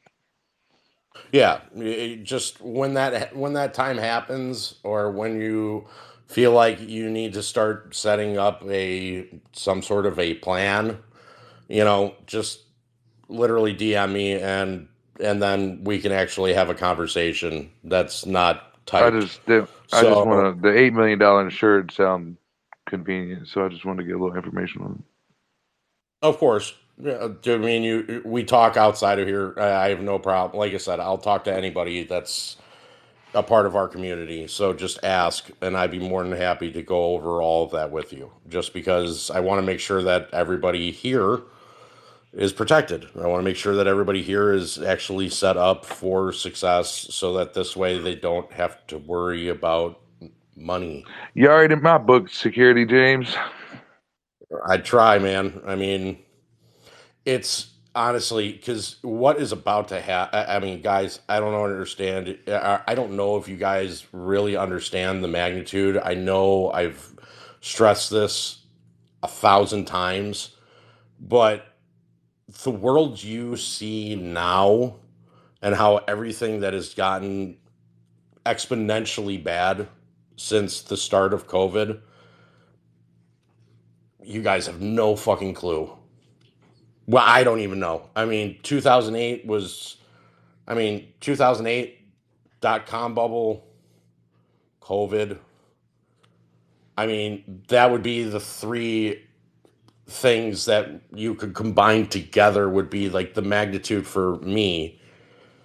But none of us has been through like a true financial depression like the Great And they're Depression. all 100%. Um, they're 100%. In a worse spot. So now they're really desperate. They're like 100% more desperate. So you never know what's going to come around second time around. So you know. I think right now it's like all gloves are off. You know what I mean? They're desperate. They're put in the corner. They're fighting their way out of it. And, as much fucked up shit as they can cause, as much financial shit as they can fuck up, and as many lives as they can fucking end is what they're going to fucking do. And it's sad we live in times like this, but that's the reality of it. And everybody needs to wake the fuck up because these motherfuckers ain't playing. So the best way to describe what their game plan is, and I'll just come out and say it. They are trying to make the financial conditions so bad for you that you have no choice but to go ahead and sell your position at the lowest number. That's the game. That is the game that they're playing right now. Go ahead, SR. Wait a minute. What was that last thing you said? They're going to make it so bad that they're going to try to make us sell at the lowest number? Correct. Because as everything gets exponentially worse for the economy, for the everyday person, you are basically going to be forced a decision, whether it's paying your mortgage or keeping your stocks. Is your stocks going to give you an extra, 3 months? Does it buy you some time until, the economy can get back on its feet? No, are you That's the talking? question. Are you talking? They're going to drop AMC to like $1 type of thing, or are you talking like? Even if no, I'm talking about the general economy. Trust me, I when it comes to AMC's share price, I could give a rat's ass what it goes down. Right, that's what I was saying. I I don't could care care. less. Yeah, I don't care if it got. Trust me, and TZ and I were talking about this earlier today.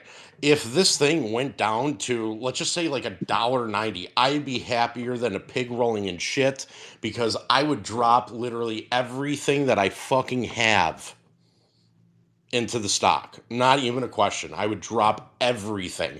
And if I didn't have money at that point in time, guess what? I would find a way to get it. Because I'm loading the fucking boat. OnlyFans. OnlyFans.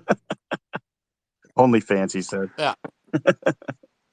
I don't care. Dude, if you're going to do some OnlyFans there, TZ, you're going to be doing the heart attack Hey, dance? shit. You crazy. Wait, is that a public company? I'd definitely get some subscriptions, right?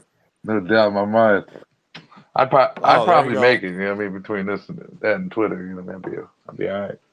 There you go. Right. What'd you say, I 100? was like, is that a public company? It might be. All right, what I was Actually, okay. One quick thing, SR. I did actually hear that Goldman Sachs is now the owner of what is it? Not Bumble. What is it? Tinder, and is now offering all Goldman Sachs employees like the gold membership. Now I heard Jesus. that today too. Yeah, go ahead, SR. All right. On the Great Depression, what was the bailout on the Great Depression? The bigwigs came in, right? That's a really good question. Hold on 2 seconds, because I have that information in one of my files. Hold on. You got to scale it down to what the difference in the currencies. Well, I have that breakdown right. too.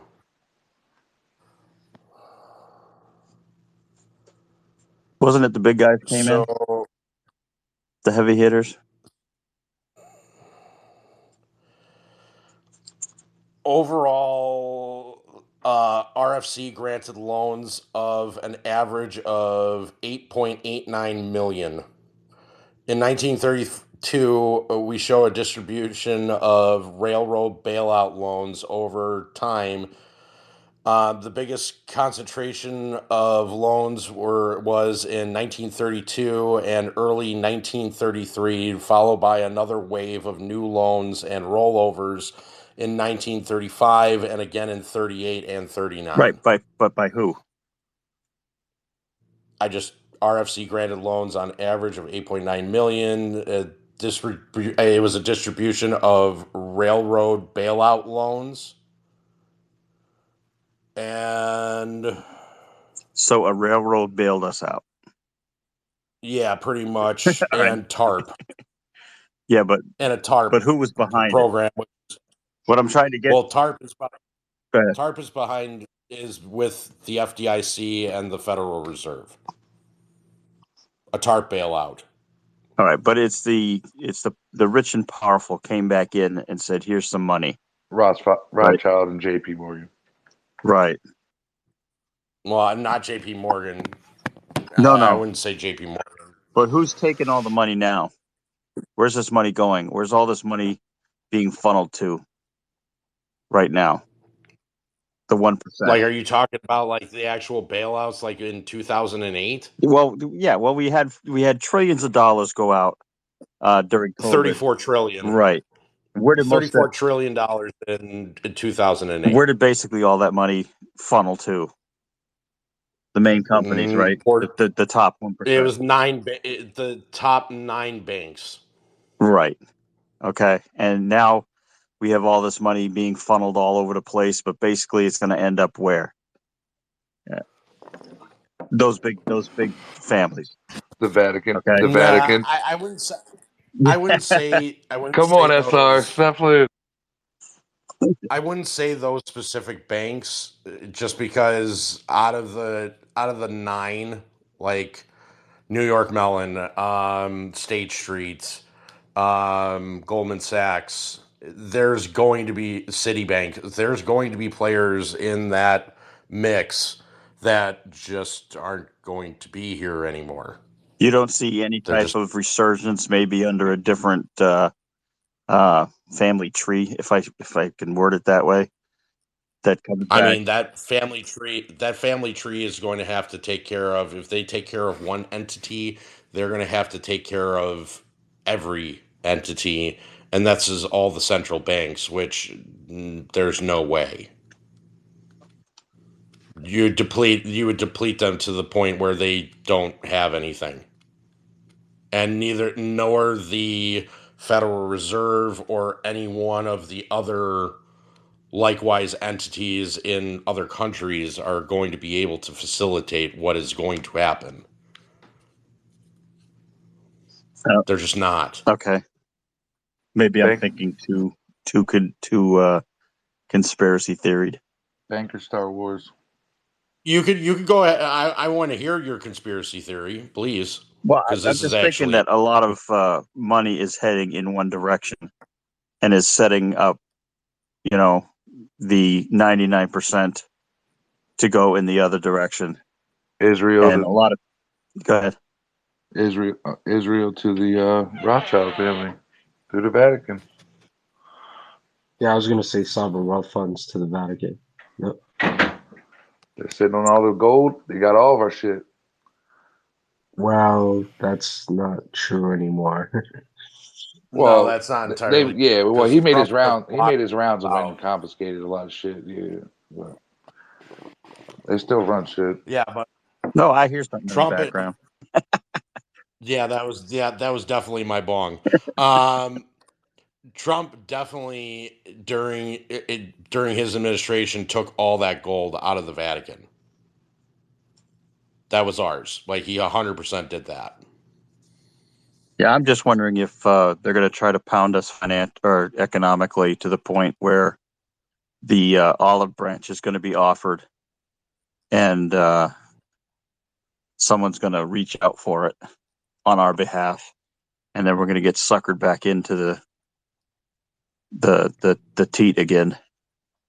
You know what I'm saying? Are you talking about like a certain establishment like the WEF? Yep. And yeah, I want you. I talked about this. I think the last one, I think it was last Friday. Did you cover it? I must have missed it. I wanted you to think about it, because you have examples of our government bodies and different government agencies that are doing some really awkward, weird shit. Like Kamala Harris, for example, ever since she said what she said during her public address, I don't remember what it was for, but she definitely said that, it would be better if half the world's population was just not there anymore, because then we wouldn't have to worry about so much pollution. She did state this. Yeah. Like, I mean, that's a WEF thing. They want to kill half the population. It's in their charter. They want to do that.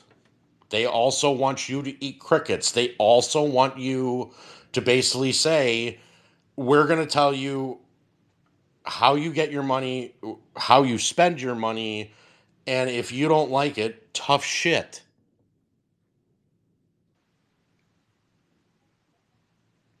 They've point blank stated this.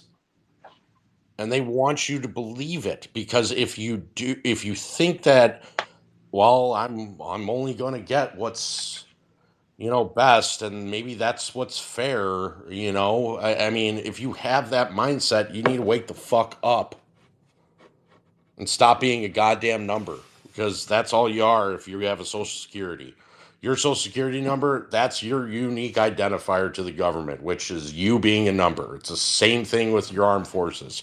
If you're a part of the Army, guess what? You are just a fucking number to them. You are not the person. You are not Robert. You are not Bleach. You're not 100. You're not 18 zeros. You're not TZ. You're not Whisper. You are not them. You are just a fucking number. And the more numbers that they have, the better off they're going to be. That is 100% military code, and SR, you should know that. Well, I definitely know that end of it, but you got me thinking when you said this could last for years, because I wasn't definitely not thinking that.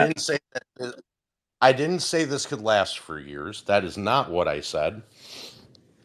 I said that the depressionary times for people that aren't properly hedged can last for years. Well, that's what I said. I thought you said, like, this plague is going to last for years. Oh, No, AMC? that's not what Oh, no. Yeah. No. That's what I thought you meant. No, I'm looking beyond. Sorry. I'm looking beyond AMC. Good, because like I said, I did just hit my bong, so that's why I said what I said. TZ. Hey guys, I'm back. What's going on? Yeah, no, I just wanted to just touch, because I mean, this is what waking up people really is about, is to show them that everything that we've learned through history is a lie. Like, we got to reprogram. We got to help reprogram the people around us and show them the links between these government officials and the links between Soros and the Clintons and Soros and the Schwabs with the Rothschilds and all the way as far as it goes up, because until they start making these connections, everybody's gonna be called conspiracy theorists. Like, I couldn't tell you how many people fucking look at me like I'm crazy every time I speak. But I'm not gonna lie, all my friends think I'm fucking batshit crazy, bro. Like yeah, but damn right, they think I'm batshit crazy. And do you know what? It's the crazy ones that always win in the end. Yeah, for sure. Think about the people that have made it out of certain aspects, like, of our history. We'll just use the United States history. The people that were brave, the people that everybody thought were, you're nuts, or that's a stupid idea, and all of a sudden, they're the ones that are sitting there with all the money. Why? Because they went against the grain. They went against what they program. It's a program, so they're basically teaching you off of this program. If you go ahead and separate yourself from the program and have another great idea, guess what? You're the one that usually makes the money, because no one thought of it. And this is why they don't teach finance in school. Nope. This is one of the main reasons that they don't teach the stock market, and they don't teach you how to balance a checkbook in school, and they don't teach you life lessons like, I have to file taxes at this time, or this is how you file taxes correctly. Why do you think that is? Because they want your fucking money. Who's muting? Who did the button? I don't know. It was one of you two. No, it wasn't me. I know. I had the hiccups and I was hitting things.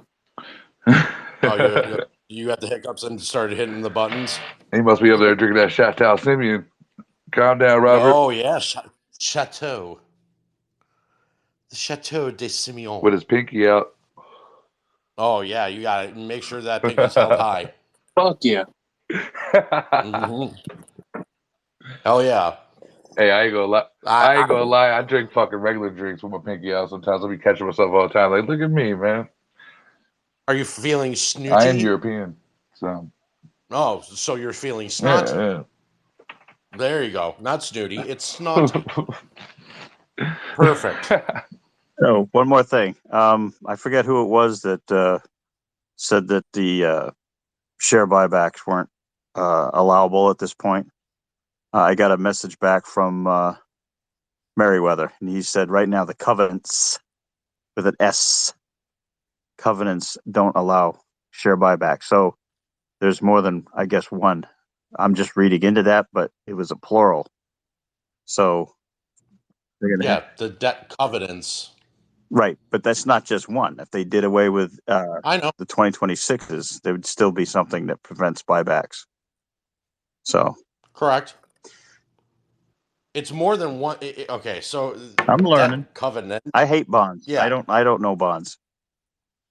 Yeah, I know bonds, but I can tell you right now that I guarantee you that they're held by multiple parties, and I would look to the four that were in the green shoe lending specifically. I'm just going to buy a hell of a lot of popcorn, a hell of a lot of candy, and a hell of a lot of fucking beer when it comes out. So I want those bonds gone. Just remember, there are two. That is one separate thing to a stock.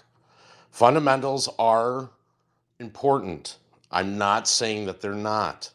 What I am saying, though, that is one aspect of a stock, an equity, that will make it move. There's other things that have to be combined with fundamentals to make a stock move. Or else you are just literally playing a game of tug of war where it's not being tugged farther in one direction. I just want to put cash in the coffers. Correct. No, and I understand that. And I get that. And everything helps the balance sheet. It does. And I get that side of it. You can go to movies. You continue to go to movies. You continue to go ahead and get the popcorn. You get all the credit card, all that stuff. I'm very interested to see those numbers, by the way, the popcorn sales and the credit card, specifically the credit card, because I know that made some money. Absolutely. Had to have. Just the interest alone is going to pay them some bucks, period. But that doesn't mean that you can't be still purchasing the stock. Stock still moves from directions of buying pressure. And two, if you're buying, sorry, I was going to add something. Are you done? Go ahead, add. No, I was going to, and two, you got to think, like, if you ever been down and out, you've been dead fucking broke, any fucking extra income helps. So let them make the extra money on the credit card. That's just one of the few things. There's going to be many, many more things after. So just, you know what I mean? That's all I had. Mm-hmm. I mean, people still need to buy options. Options are a directional push for a stock.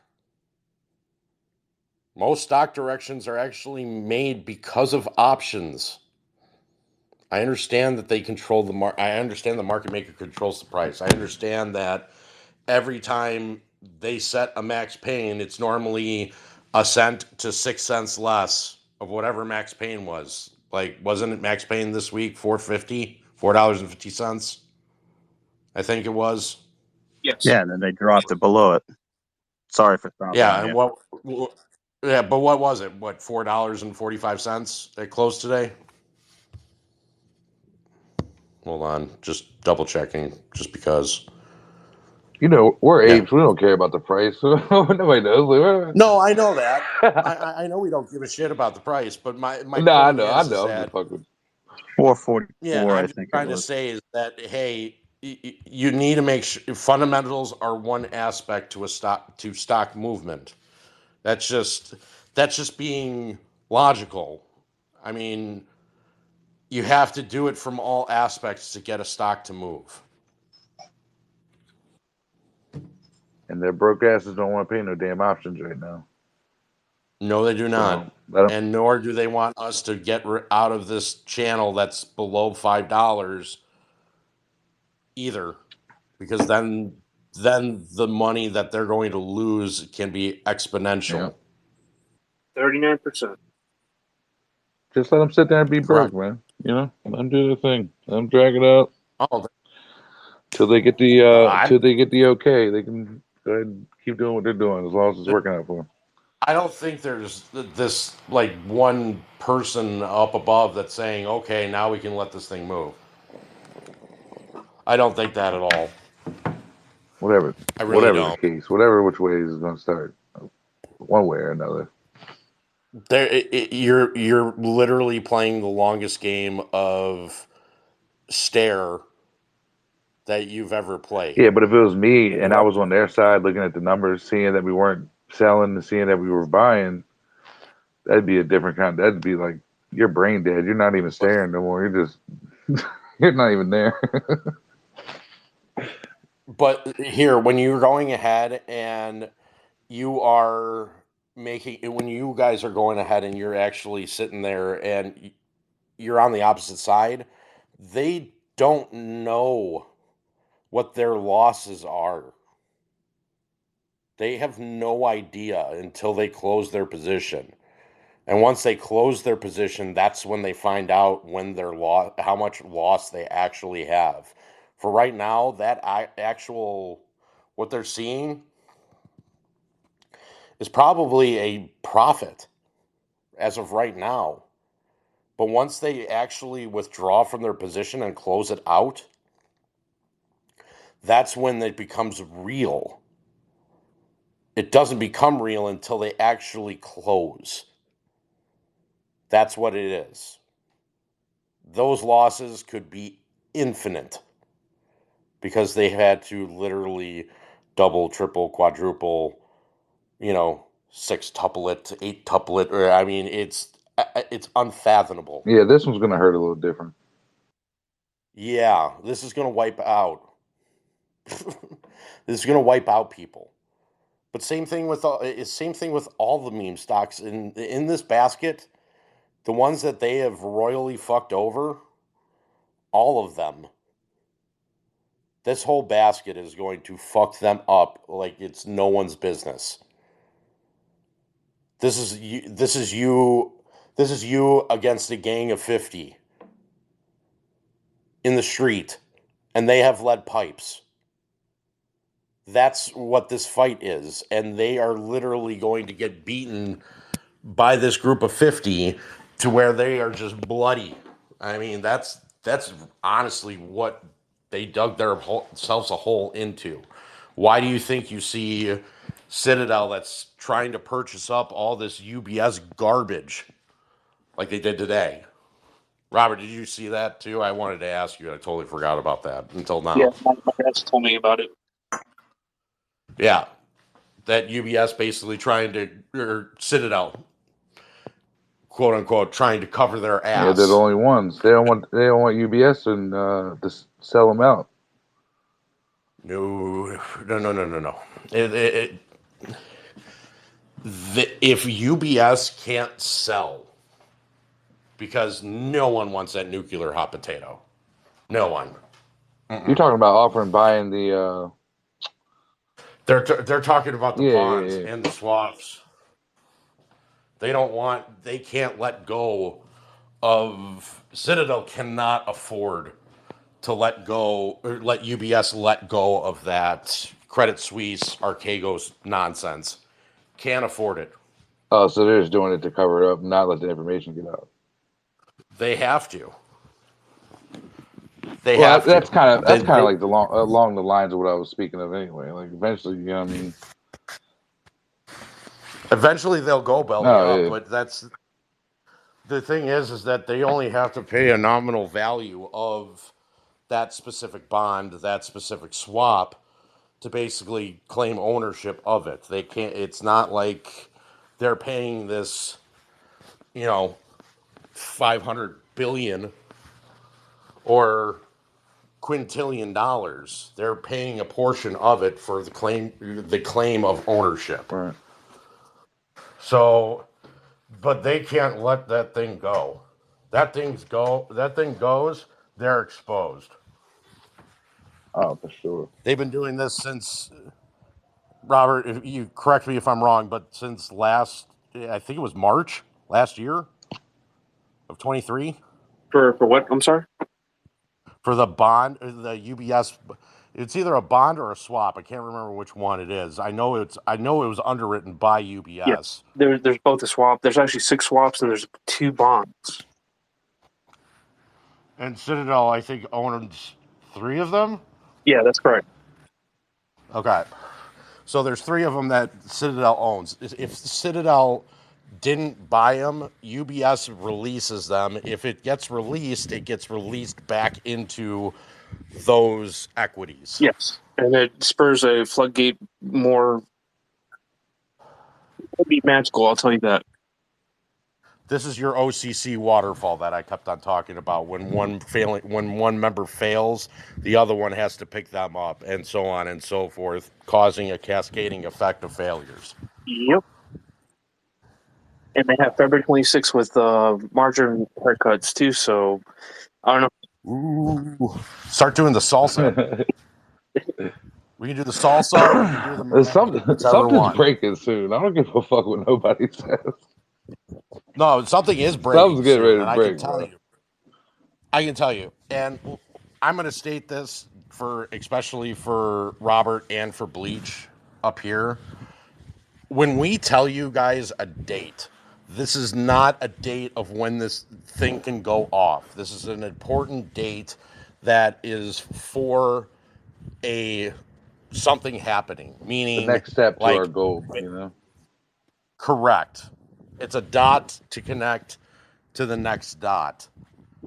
Because what you need is the head of the snake. The head of the snake is the banks. You need bank runs. You need banks to go under. Banks going under represents sponsorships going under.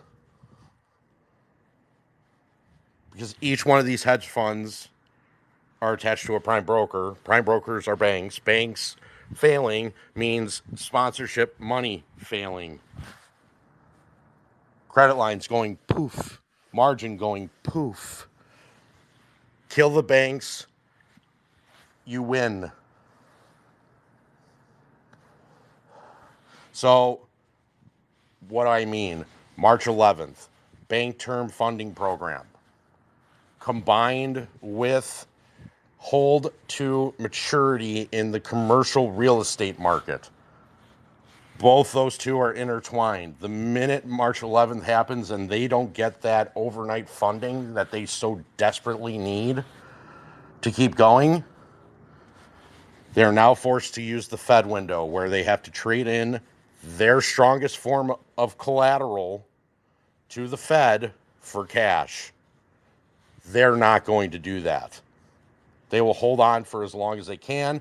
More than likely, you are going to see anywhere between 40 to 60% of banks in general start to go under. Go ahead, SR.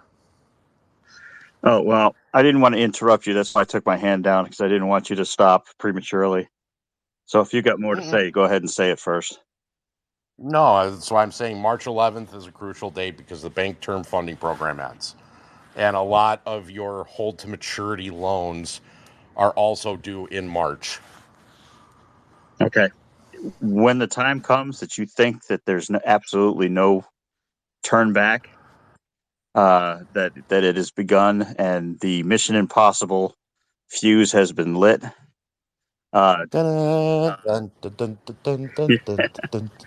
just let me know when I should order my cake, because I'm going to celebrate.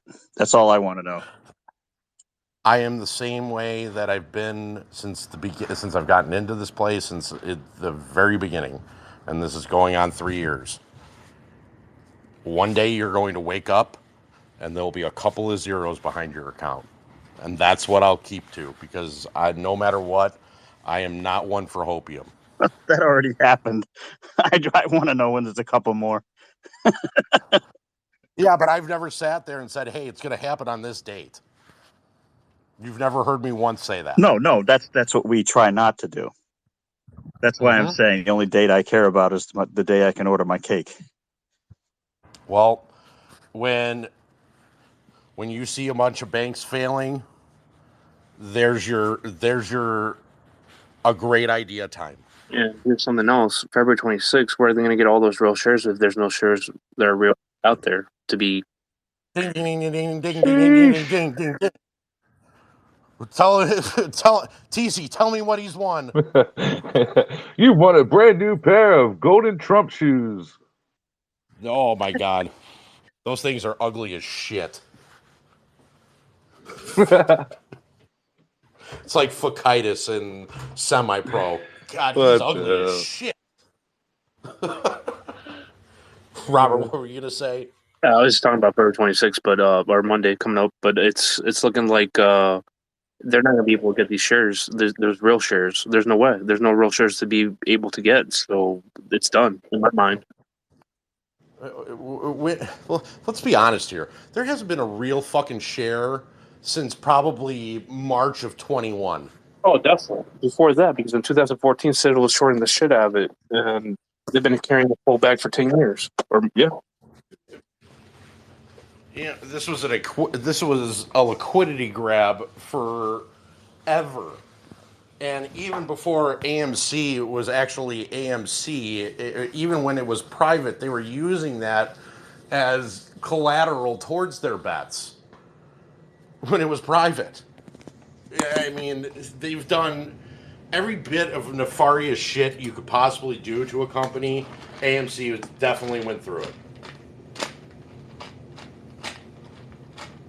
That's why Adam Aron's a goddamn genius, especially with taking away their preferred equity that, of course, JP Morgan was a part of because they were originally on the board.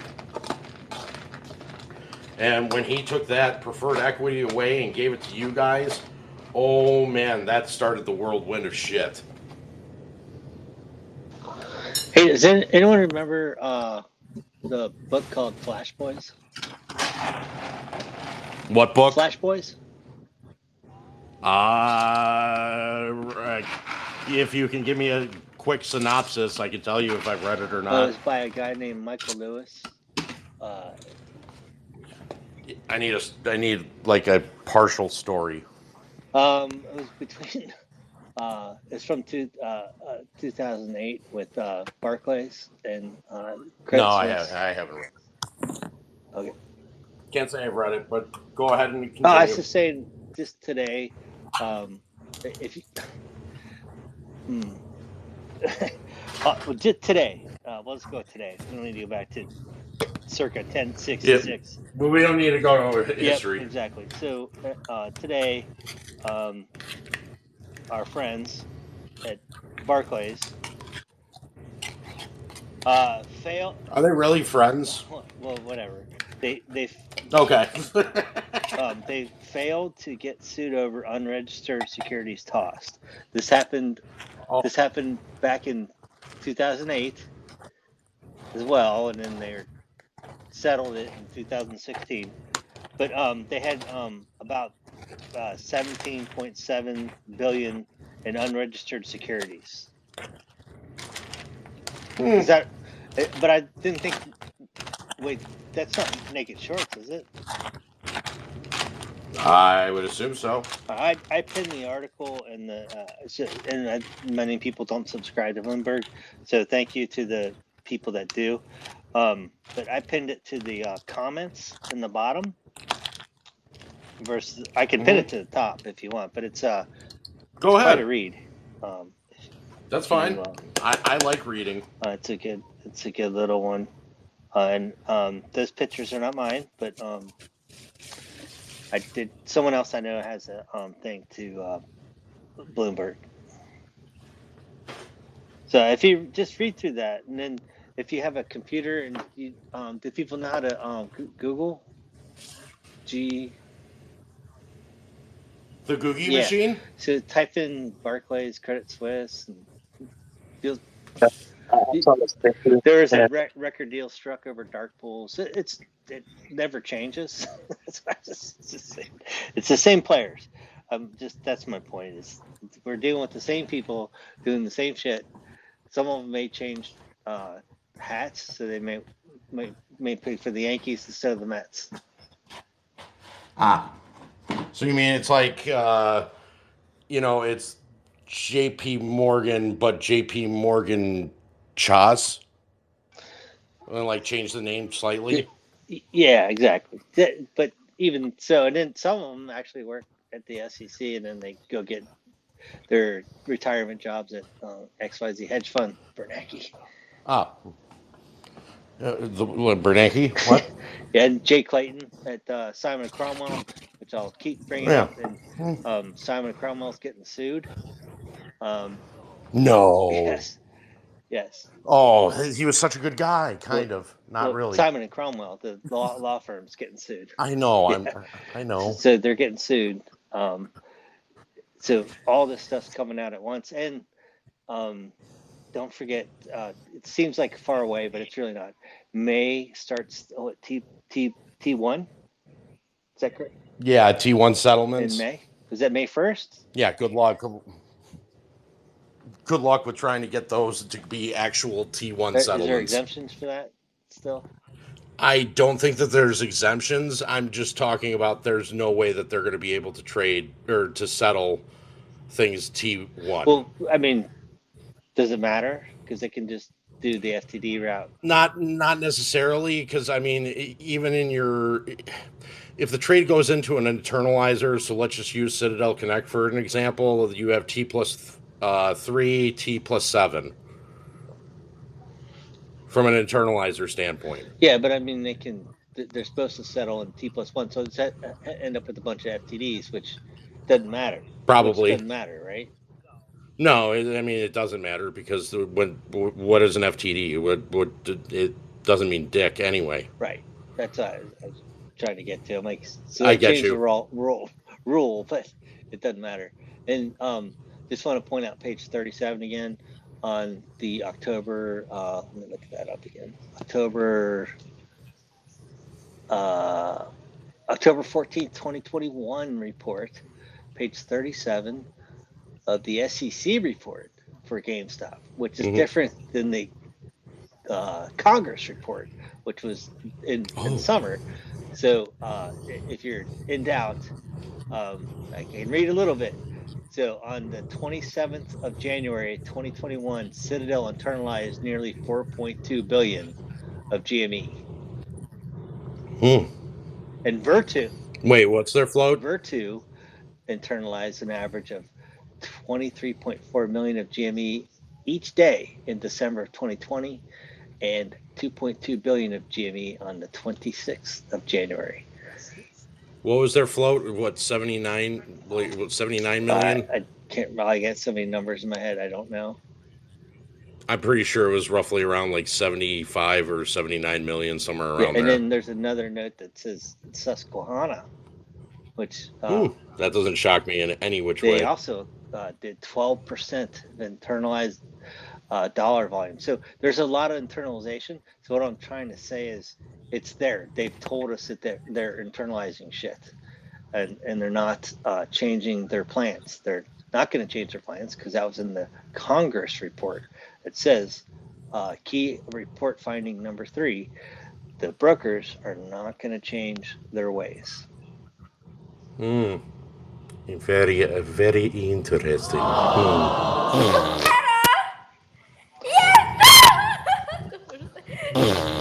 So, and the other thing we have. Okay, you're gone. So the other thing we have is 57 tokenized stocks, which we did find today. I don't know what space it was on, but I heard NVIDIA was one of them.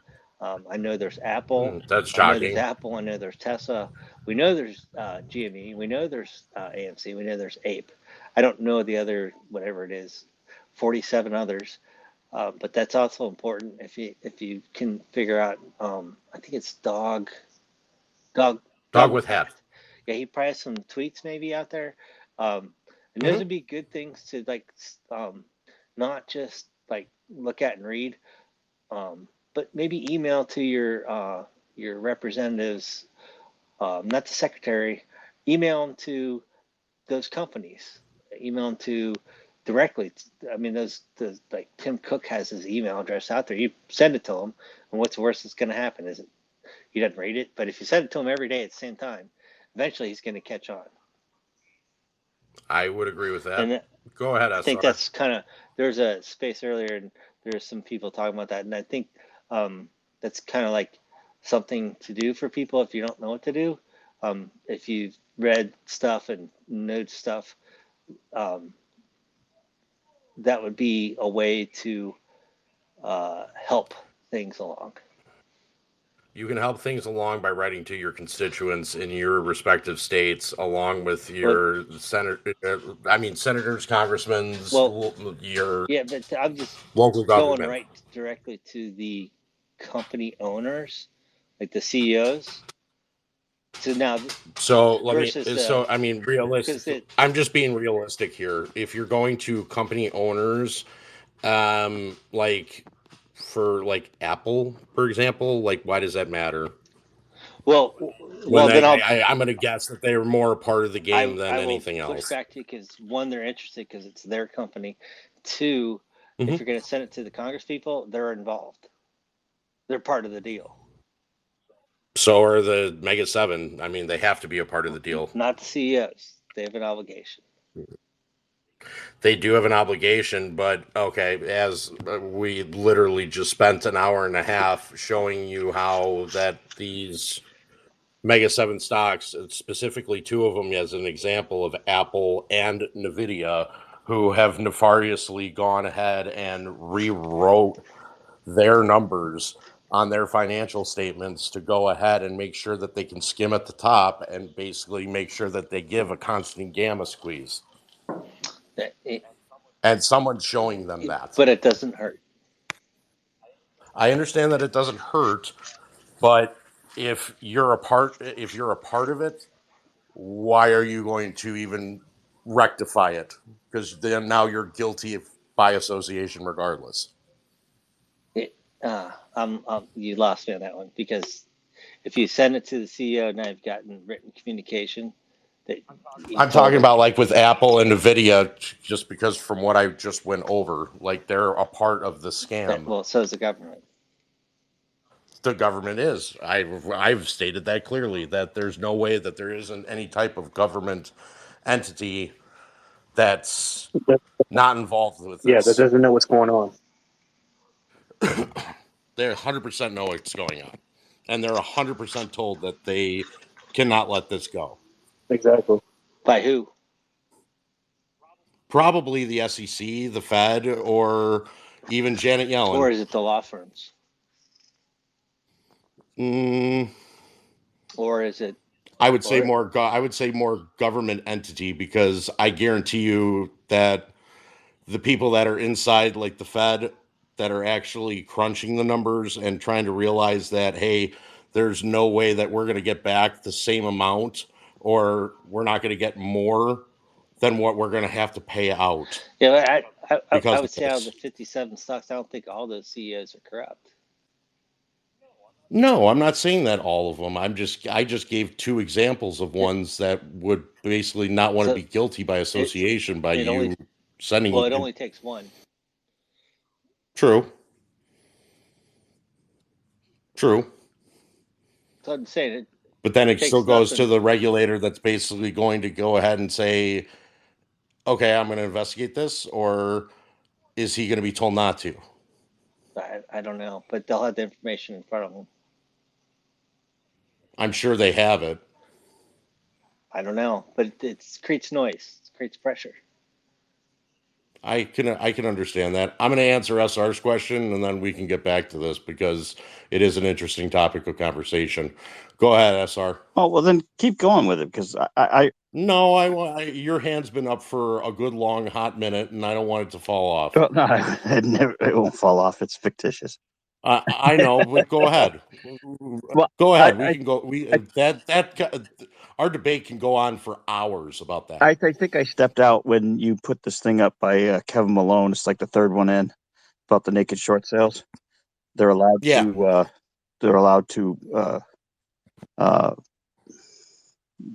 If they have a fund associated as a market maker, they are allowed to naked short. Yeah, but on the back, I wasn't here for that. If you went over it, on the back end of that, since they're allowed to do that now, is there some type of transparency that we can actually follow it or A follow fail them? may here. I'll read the actual blurb. A fail may also result from a naked short selling. For an example, market makers who sell short thinly traded illiquid stocks in response to customer demand may encounter difficulty in obtaining securities when the time for delivery arrives. Right, but if they're going to allow that, is there going to be?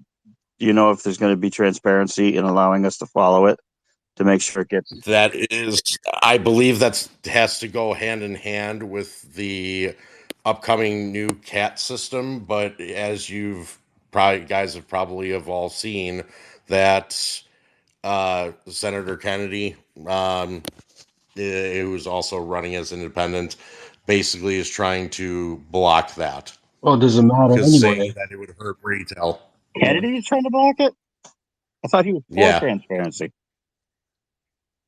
he's for transparency, but I believe he's trying to block it from its existence. But maybe 100 has more to talk about with that. Go ahead. No, it's simply if most people, if they don't know this by now on this call, the cat doesn't record foreign transactions. So what the fuck is the point when most of the clearing takes place offshore? Doesn't matter. Well, yeah, that's when they bundle up and send it over, right? But that's what I'm talking about. Are we going to be allowed to track it because they're not allowed to bundle it up, and send it over?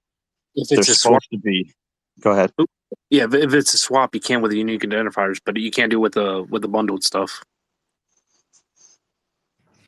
When you say you can't bundle it, where's that coming from? Is that a new law that's being proposed? Is that what you're saying? Are you talking about like an ETF? Because an ETF is basically a bundle of likewise stocks. You're supposed to Yeah. close this stuff. You're supposed to pay your dues. You're supposed to be responsible for your transactions. Okay. And when they take this shit and send it overseas, they're no longer responsible for it. And the U.S. can't go after them. That's why Germany has all these AMC shares and Brazil has all these AMC shares. And The Brazilian ADRs have already been canceled. But when you say Really? supposed to, Yeah. was Joe Wang supposed to do what he did? No, So, but he did we're dealing anyway. with people that they don't follow the rules. They don't follow the laws. So, just to answer the Brazilian BDR question, because that was Citibank's doing. They were the ones that made those BDRs because BDRs and ABRs can only be made by a bank, and those were canceled out due to their contract that expiring, and that was last year, I believe. I think it was in May.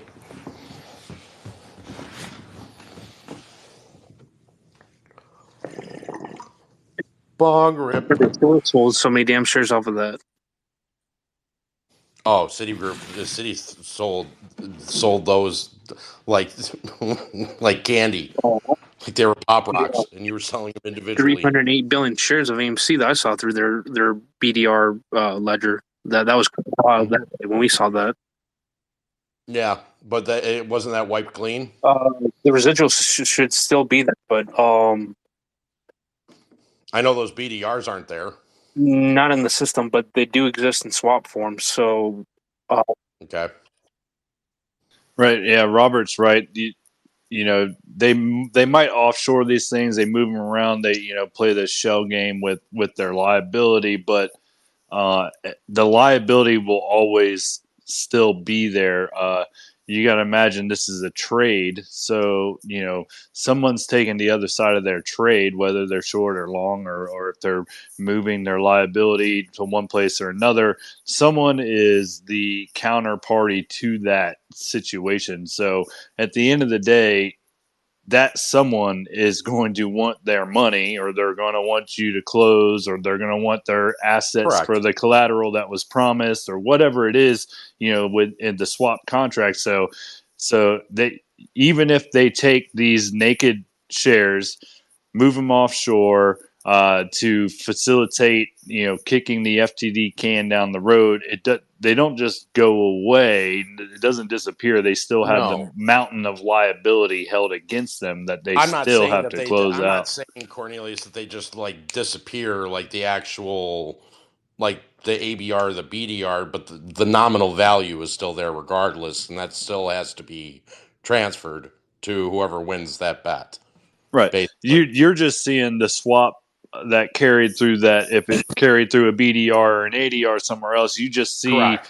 it has moved somewhere else, and you don't have the paper trail to see exactly where it went after that. Correct. At this time, not that it can't be uncovered somehow, but it's just a follow the trail, follow the money. What cup has the ball under it now? Exactly. You don't know. You have to guess which cup. It could be with cup A, B, or C, or the cup fell out of the table, and that's the trick where all three cups are empty. Yeah, And that means that it's just in a swap. yeah. The swaps are hard to track, and especially when they internalize stuff. And that's what my point was with the SEC report on GameStop, was they freely admitted, it's proven, that on the 27th of January they did 4.2 billion of just one ticker, GME, just one. That was just one. That was Citadel. Virtu did another 2.2 billion.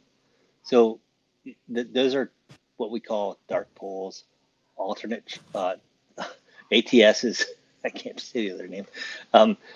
High frequency trading the same one or two shares back and forth, a million times. Yep. So that's it's all proven in a report.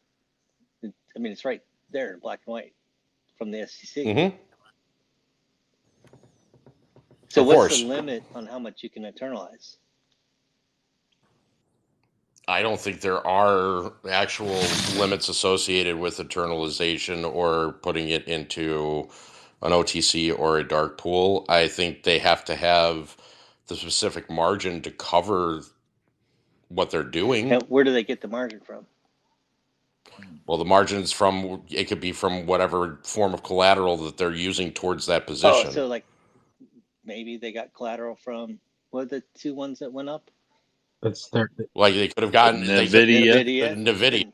The SMCI. SCMI, yeah. Weird. They get from two major places. They come from concentrated short position portfolios and high liquidity portfolios, which are institutionalized. So you have ETFs largely. Yeah, Max 7, all that is involved, but mainly that short concentrated portfolio offshore. That's where they draw the liquidity from. So you're talking about basically, and I'm just using this as an example, when you had Pelifox, you had Citadel, Pelifox being the outside entity sponsoring Citadel to go ahead, and Pelifox shorting the government bond while Citadel going ahead and collecting the reverse repo, but being able to use that as a form of collateral or margin. Yeah, all hidden in the underwriting agreements between the master agreement of the ISDA contract, the trade execution policy of that offshore entity, meaning like a Northern Trust, and then their master trade execution policy, which is inclusive and includes all the funds.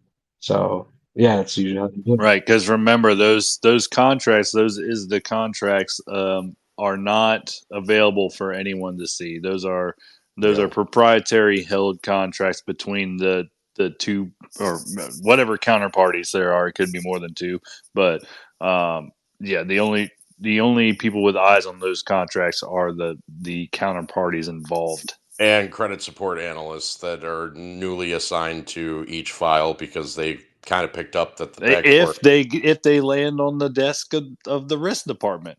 Yeah. Sometimes they don't even land on the desk there.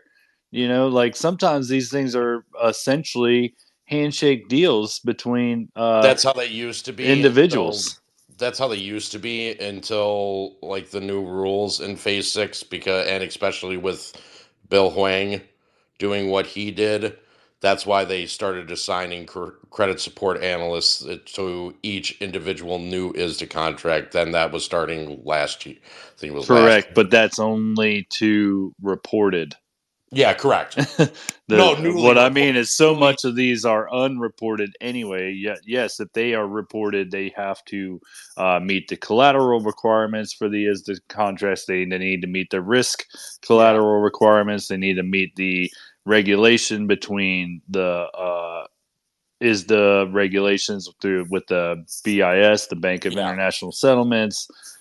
But that's for reported, and as far as the OTC market goes, it's new ISDA contracts. Probably less than 20% of the entire market is reported.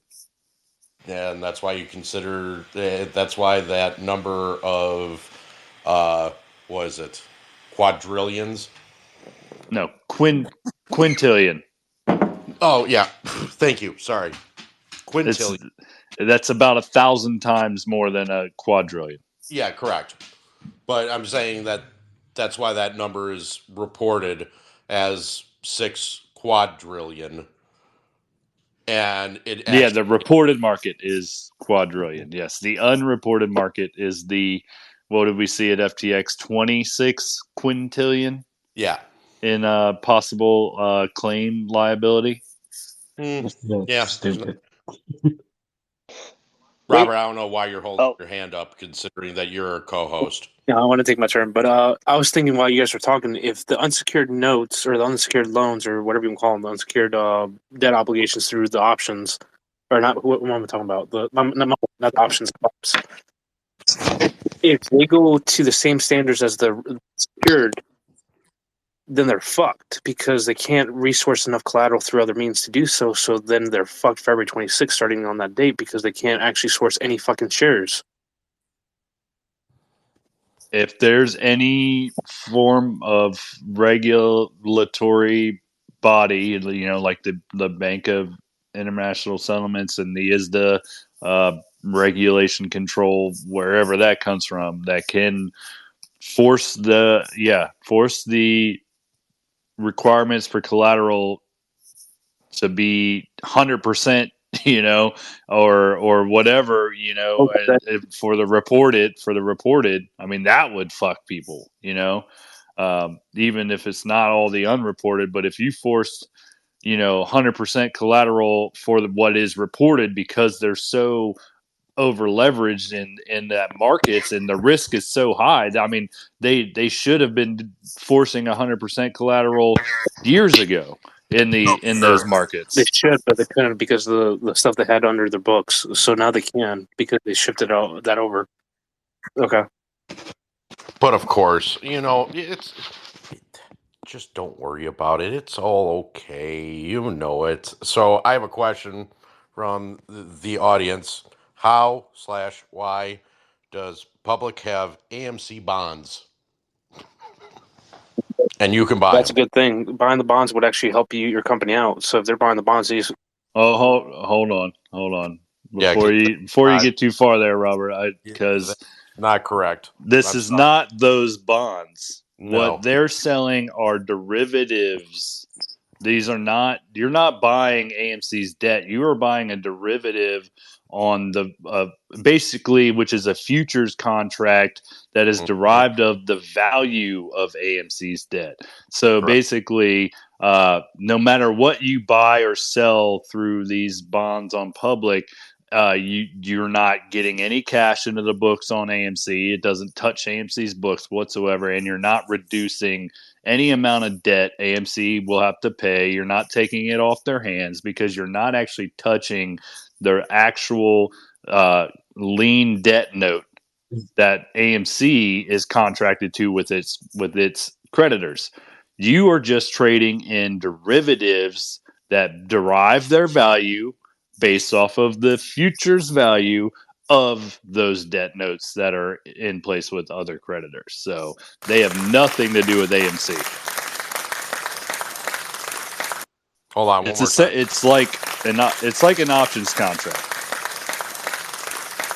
Sorry, I had to do the hands clap because it was absolute spot on answer. Is there a amendment to that says that they can actually process any type of shares or to locate any shares from themselves? No. Well, no, because it's not like a warrant. If you somehow could purchase warrants through AMC that could be convertible into shares, which is a totally separate transaction than what these bonds are.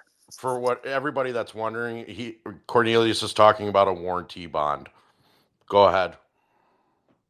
Yeah, and so that would be a type of situation where it could become convertible into shares when like maturity date happens.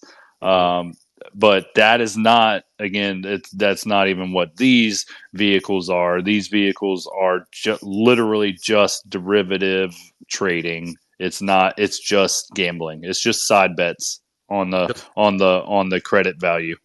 To add to that, there would have to be the warranty. There would have to be shares available for that warranty to become actually valid. And I believe John Merriweather has stated in an email to someone that there are no convertible bonds, warrants, securities, or anything because we already converted apes.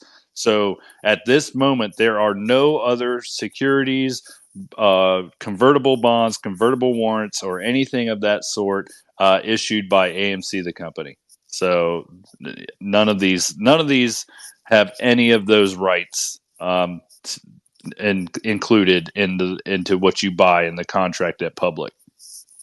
100 then SR. Just curious, are we describing collateralized corporate bonds? Warrant bonds. Okay. So they can option out for assets for the actual, stock if they wanted it, but there are none of that in AMC anymore. Understood. SR. Cornelius, is there a post that says that? Because I don't do bonds, so I just kind of blew over that when I saw that. Is there a post that says that this has nothing to do with AMC and it's just a freaking bullshit AMC bond thing? Is there something I can? That's my That's my DD, and that's what I know about bonds. But you can. The best place for you, if you want to know, the best place would be go to Public's website, go to their disclosures, go to their documentation, and find out what they define these bonds as. They should define that in their contracts somewhere, or their terms of service, or their terms of definition. Yeah, it should define what these things are, and it'll tell you they're derivatives. They're not. They're for someone who doesn't know to buy. Is it self-explanatory for someone that doesn't know what they're looking for? So when you go on to Public's website, they have to disclose what these bonds actually are. They can't just go ahead and throw it up on the wall, hoping that it sticks, and say that, oh yeah, these are this, when it's really this. They can't do that by law. If they're selling a product, they have to be able to give you an explanation and a definition of what this actually is. Well, that's what FTX did. and said that it was back 1 to No, no, 1. no, no. FTX was completely different because they didn't have the actual definition. Public is not FTX. All right, because what I've read. Well, and FTX may have defined it that way too, but what you're saying is the opposite of Yeah. of what we're talking about, where they were saying we have something legitimate, we have something that is backed 1 for 1, and then they never did.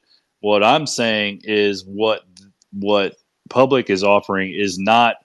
You're not buying the debt. You're not buying AMC's debt. You're not, giving AMC money, or you're not giving AMC's creditors money to buy the debt. You're just buying a derivative of the debt. You're just or selling.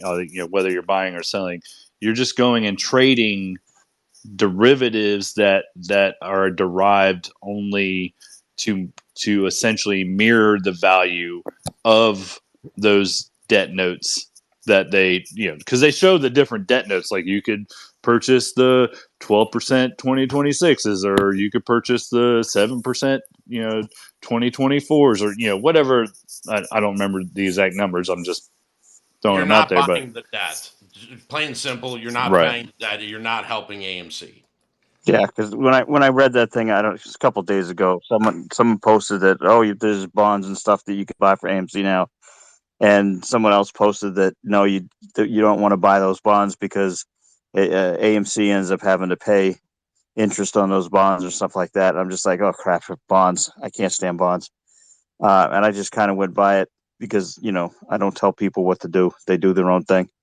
But no, AMC pays the coupon to their creditors. Right. They do not, like, if you go and buy these bonds, you're not, like, AMC's not paying you a check for your measly interest coupon that you might get out of that. That's going to come from Public, the broker, or whoever is holding the derivatives that you're buying from. They're going to pay you whatever coupon or whatever, however your contract for that is, or whatever yield, it's not coming from AMC. It's not going to AMC. It has nothing to do with AMC other than the fact that it's basically, it trades on the value of that specific debt note. So it's just derivative. But I will tell you one thing too, that is, you mentioned seeing someplace say, "Oh, you should buy the bonds because it helps," or someplace somebody saying something else. It's like, well, you got to remember, when you're trading anything, you're trading options, you're trading securities, you're trading these derivative bonds. Well, there's a buyer and there's a seller. And the only reason why you can go and buy is because someone wants to sell. So remember that when you see someone saying, "Oh, you should go buy AMC bonds," well, that could also, they could be saying that because they have AMC bonds that they really want to offload. So buyer beware sort of thing, where someone's telling you, "Oh, these are going to help AMC pay off their debt." Well, that right there is a lie, or they don't know what they're talking about. So maybe it's because this person is really hoping to offload a bunch of these derivative bonds that they've been holding because they feel like the value of them are going to go down in the near future.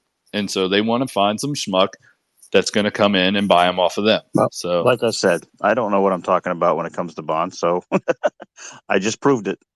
So yeah, no, I don't dabble in that, but I'm going to find out about that shit because I'll definitely be blasting that if I find it again. Thanks. Go blast away, my friend. I want the laser blaster from Binford. and it even turns out that a lot of these things, these derivatives too, can become synthetically traded bonds. So not only would you be buying into something that isn't really affecting AMC in any way, but you could be buying something that is completely diluted through synthetics in the market for the bonds. So another reason to be super careful over there. Hey, SR, one quick question. When are you going to change your name to Binford Man Kitchen? Probably never. Oh, come on. Hey, security. I found a site online about them bonds, and there's two things that are interesting to me. One is all the data about AMC on that page is from 2013. And I'm Wow. wondering if they didn't get like 15-year bonds back then that they're holding, that they've been holding on to this whole time, that they're trying to sell. I I sent will. you a link to that site. Yeah, you sent me the link. I saw it. I will. What's it called? Just on Sunday night, remind me, and I will. I will check it out on Monday. Because what it seems like to me is based on, like, if that was an updated page, they would have more up-to-date information. But their theater count and all Correct. that is, and the date is Correct. 2013 in that picture I sent. So I'm thinking they held Let me go 15-year back again. bonds. If they have all them bonds for all that value that they can sell and raise cash there on top of that, that just, I mean, that's like instant debt payoff. They could literally swap AMC that. Entertainment. Hold on. AMC Entertainment Holdings Inc. is a theatrical exhibition company. As of September 30th of 2013, the company owned, operated, and held interest in 343 theaters with a total of 4,950 screens, primarily in North America. The company, full borrower issuer name, AMC Holdings, corporate AMC Entertainment and Leisure, placement amount 950 million USD. And there's a bunch of them. There's like 4 of them. Can you take another picture and take off the websites used for cookies? So yeah, because it takes up like a quarter of the Yeah, hold screen. on. Or if you could just send me that information and then I can go ahead and piggyback off of it so I can look. I mean, 2013 is when they IPO'd. I mean, this might just be That was when this the this Wanda is shit. probably just when they got initial round of debt notes made There you to go. borrow money when I, their I IPO. said it. They have a face value of All right. 1,000. It's got the premium and all that on there. But when you look at the chart value fluctuates. But that's up to date, the current. So I'm thinking they were like 15-year bonds or something, or maybe 20-year bonds that they had from before that they listed in 2013. I don't know, but it seems weird that they never updated the description. What website are you on? cbonds.com. Yeah, I mean that's just old data. I mean, Well, no, I guarantee you that this is, if you have a subscription, I guarantee the subscription is probably more up to date.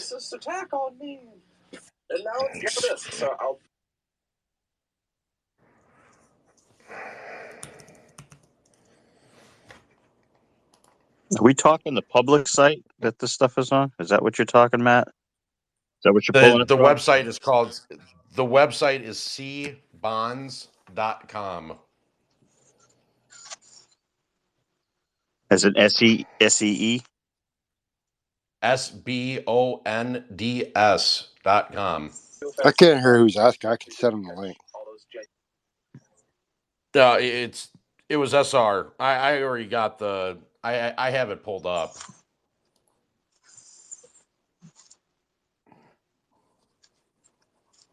I'm just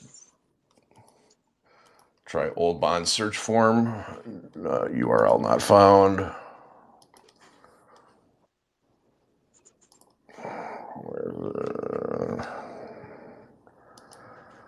I can look this up on Monday for you, and I'll send over whatever information I get from it.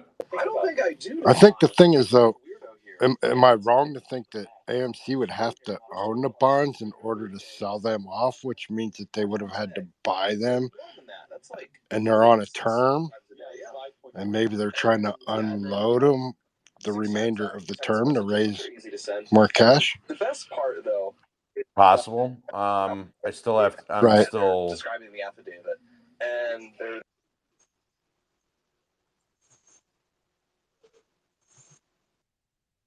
I mean, AMC, they basically issue bonds to raise capital. Like in any company. Like so, what you're seeing is just an old issuance of of bonds that they did to raise capital in 2013. I was literally on the page that I was trying to find. Then all of a sudden, literally, my whole place literally just went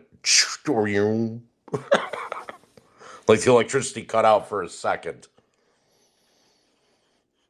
Thank God I'm on my phone. Oh, and my computer is not fucked up. Thank God. Anywho, hey, Skidmark. Oh, hello. You should probably go to my profile real quick and then go back and see if it changed. Oh, fuck yes. Made my day. There you go. No, Binford. who should really be looking at that is SR. Yeah, I saw it. Man, I'm sorry, you still getting hit by the CIA or what? No, it wasn't the CIA. Oh, man, it might have been. I don't know. But I was told that it was a professional hit. No shit. That was real. I was told that it was a professional hit. I think Elon is after you, man. I don't know who the fuck it was, but they got me good. And those dress wearing agents, that's what it is. Nah, it was Sugar Kush. He called his cousins, and they went to work together. They said it was from Russia. You if can't that make means fun anything. of a poo. You can't make fun of a poo at the Whoa, Quickie Mart. Whoa. We're not making fun of him right now, all right? I thought that you were talking about Sugar Kush's cousin. Oh, no, like I'm talking about the call center that he called in, Probably Citizen works over there, too. Oh, okay. I thought you were talking about his cousin Apu. I'll say one thing. It seems like he may have gulped off more than he could chew.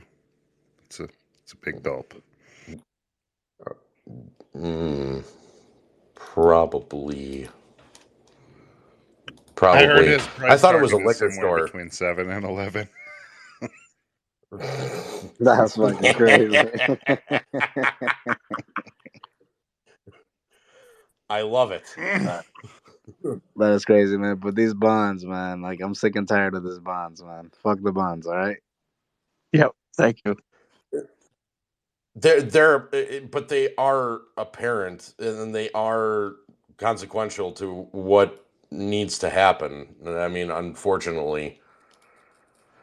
Yeah, but it's something that I do not understand, right? And I'm not saying it just for me. It's something that I understand, like buying a stock, because like I'm buying a percentage of the company. I understand that, right? So like stocks, they have no expiration date, but what do you call it? Leaps, options, all this stuff they do, right? So I just buy the stock because that way I can own the company. Other than that, like the bonds and the rest of the stuff that is very, difficult for somebody like me to understand. I'm not gonna touch that shit.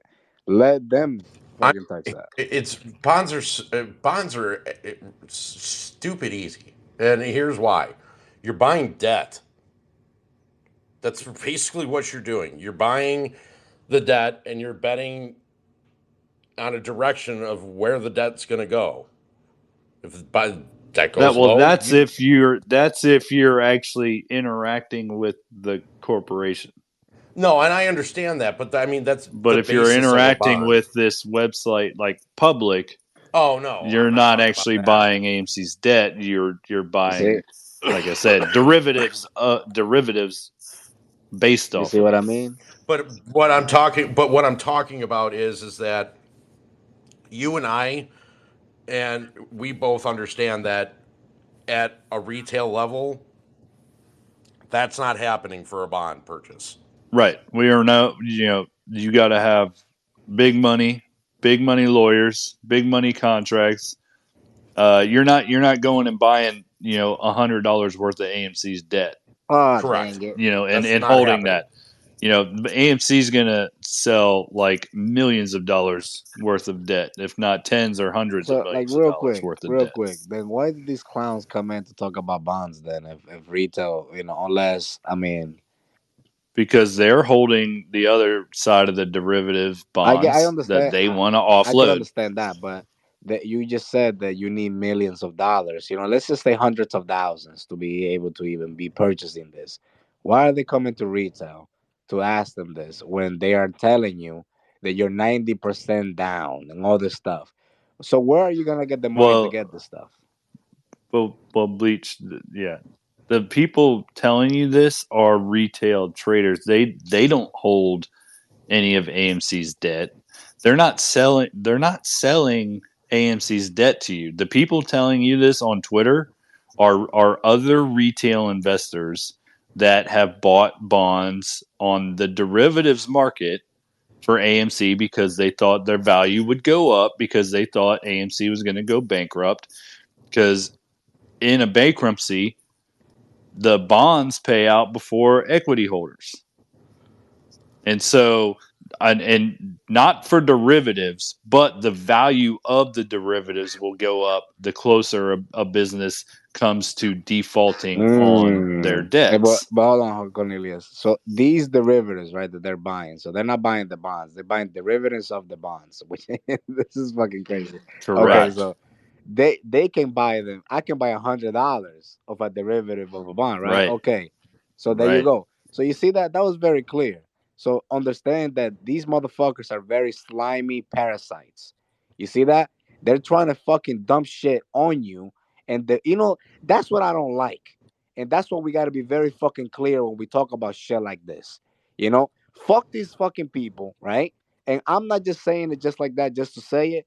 It's just that the fact that they're trying to, now that they realize, oh shit, I'm about to fucking be holding a bag of shit, I'm going to dump it on somebody else. Bleach. Think about it this way. So if you hold a derivative on a bond, so you're holding a derivative of a bond maturity 2024, blah blah blah blah. What do you think happens to that derivative that you're holding the bag on if AMC pays off their entire 2024 notes that you're holding a derivative for? What value would that I have think it goes anymore to if they zero. paid off all that debt? It goes to zero. So why would someone who's holding bond derivatives want to offload them? Well, because AMC has been paying off debt. So the more debt AMC is paying off, the less valuable that near dated debt derivative would be valued at, because the higher possibility it is that AMC pays that out before maturity. Yeah, see that? If AMC pays off the bond early and pays it out before maturity, and you're holding derivatives on a bond that's not supposed to mature for another 2 years, you just got zero. You get nothing. It's valueless. You just went to Yeah, zero. so The thank you. value in a bond is the interest that you get to collect on that debt. The 7.5%. You might, yeah, right. You might make interest, but if they pay They off pay it off. early, You you just stop getting lost all. interest Yeah, too. you lost all your capital Yeah. interest value You're right. I, against the bond, Nah, which but makes thank you for that, less. Cornelius. Like the very clean answer. That's what we need. That's what I'm talking about. Now, James, hold on because we got two hands. But how much more do you Yeah, have go on ahead. on the lesson? Oh, dude, we've been done for No 45 shit. minutes. Oh damn, man. Well, Because I there was a don't know lot if that you you took a wrote, nap or man. whatever There you was a did. lot. What the fuck? I know. Like I literally, like I tried getting it in and out and being certain things and all that. I wanted to make sure there was good discussion points. Now I got you. I don't know who was first, either the So 100 or 100, you Whisper. can go ahead and then SR, unless it was the other way around. I don't know. Yeah.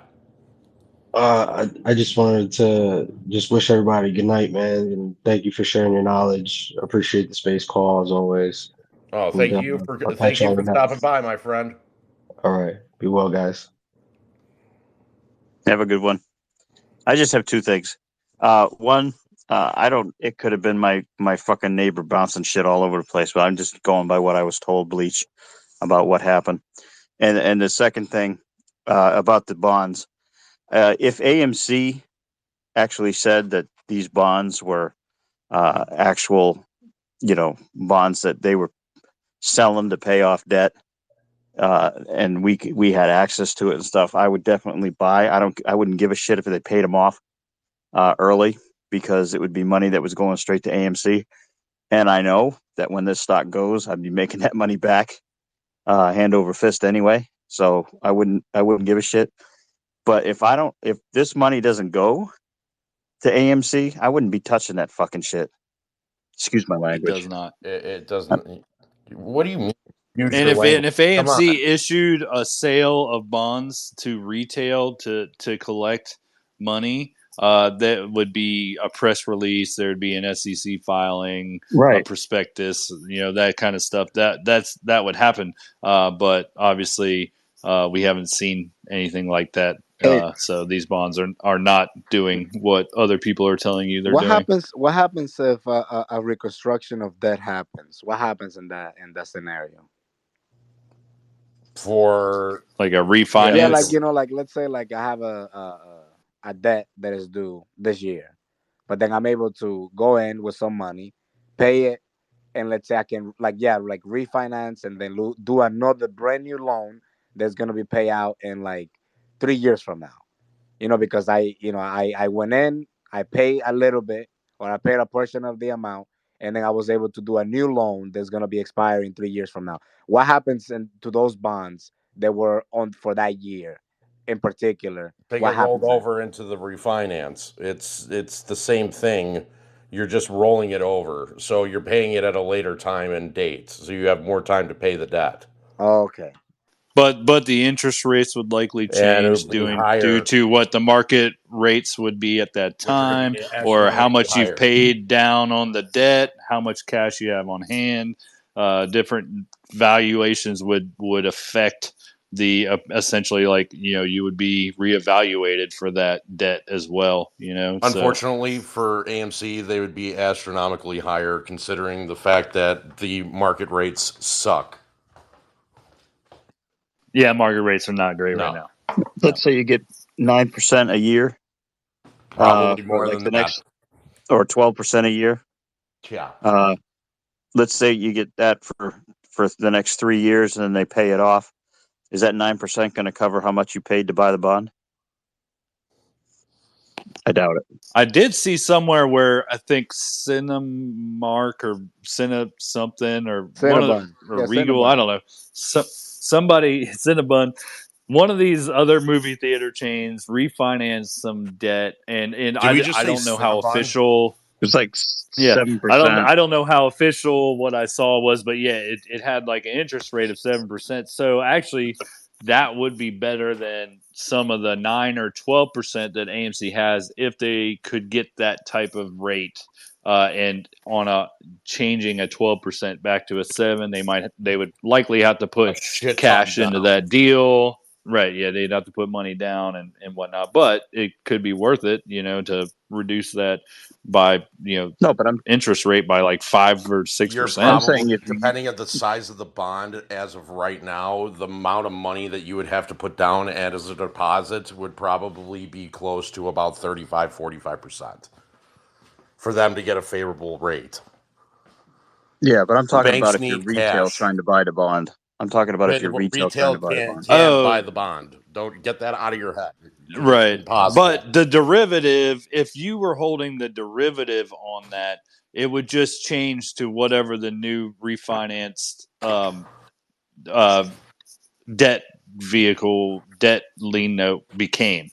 So if you were holding the 2026 whatever, but then AMC refinance, then your derivative would just change to be whatever it changed to with AMC. It would mirror the debt that AMC had, into what you have as a derivative. It totally Right, but I'm saying depended on with how the that interest that contract's you'd be written. getting, Oh, sorry. It would totally be dependent on what that derivative contract actually entails. Yeah, That's And true. it'll all Different, depend yeah, on the different wording of the contracts. I'm I sure. have contract, a right? thought about that. Go ahead. What if they are the 10% lean notes that somebody owns of AMC, right? Mm-hmm. And then they're creating a swap contract derivative to forward that interest payment to somebody else for liquidity through the Oh, sale. that's what I'm thinking, is that they're offloading your bond that you're talking about, and In order to buy correct, liquidity off the sale and just pay the interest forward. because that's And dirty. they certainly And if do. that's a They certainly do 10%, that for if sure. that's a 10%, you can get the liquidity. You get to keep the 2.5% on a 10% lien, right? Correct. You give them 7.5%, you still get 2.5% without holding the debt because you just passed it Right. forward. Now, if it gets paid off, Well, they're not you actually recall the passing the debt. derivative. Right. They're still holding that contract. They're just processing out into Yeah, derivatives that they're going to essentially split that interest out to, but they you're still holding that debt note as the as the creditor to yeah, AMC. None of the derivatives have any rights to any of that actual right. the debt That's why it says the contract. face value is $1,000 because Mm-hmm. 7.5% interest times 4 years on the value with $1,000 premium, right? Is But the amount of that with the debt that's owed? Isn't it you're compounding the interest over a yearly term? right. Yeah. Okay.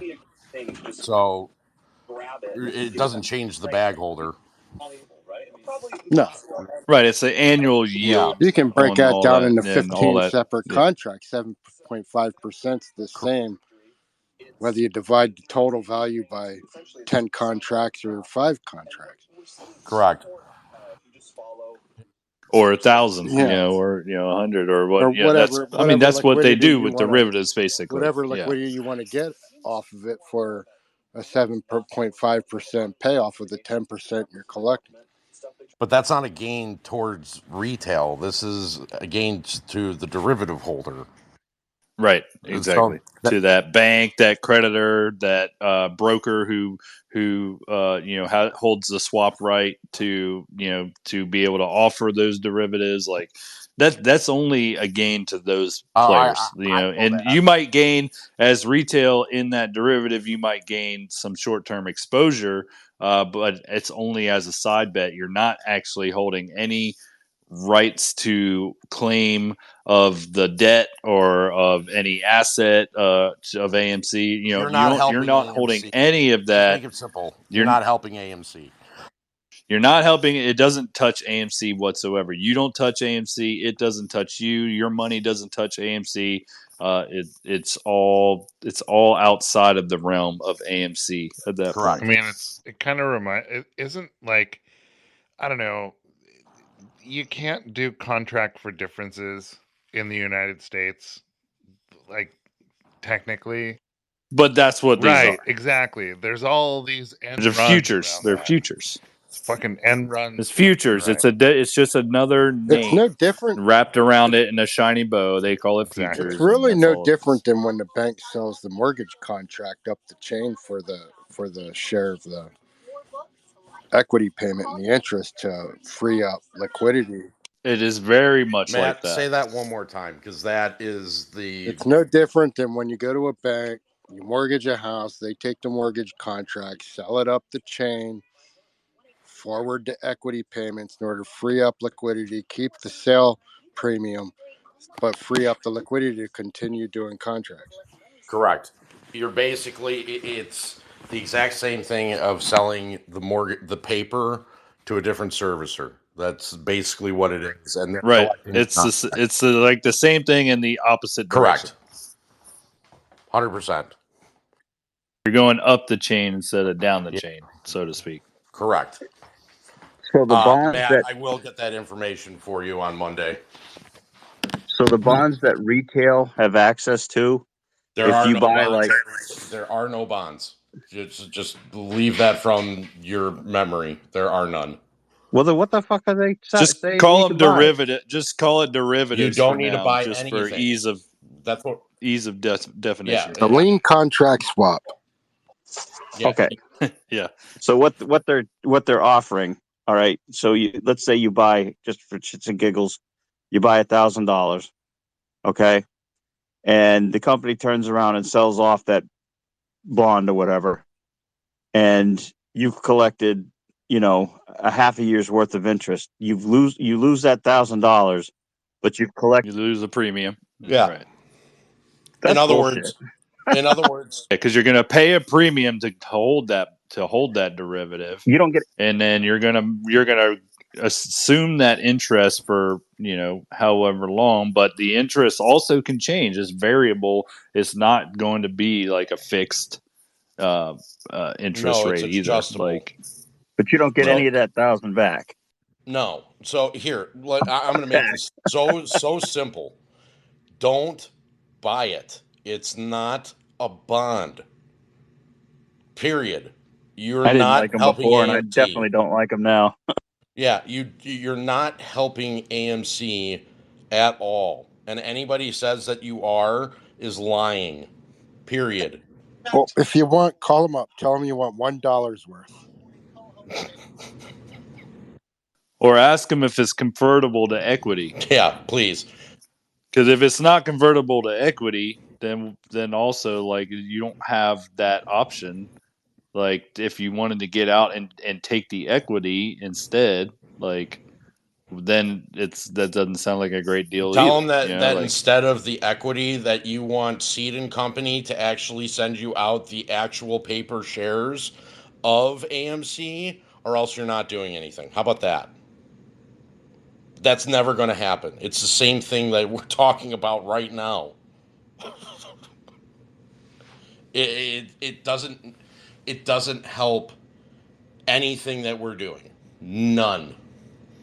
They are just trying to grab liquidity wherever they can. That's what they're trying to do. Yeah, and we're just a bunch of like juicy dipshits. You are a with juicy money. morsel that they want to consume and basically bleed you dry.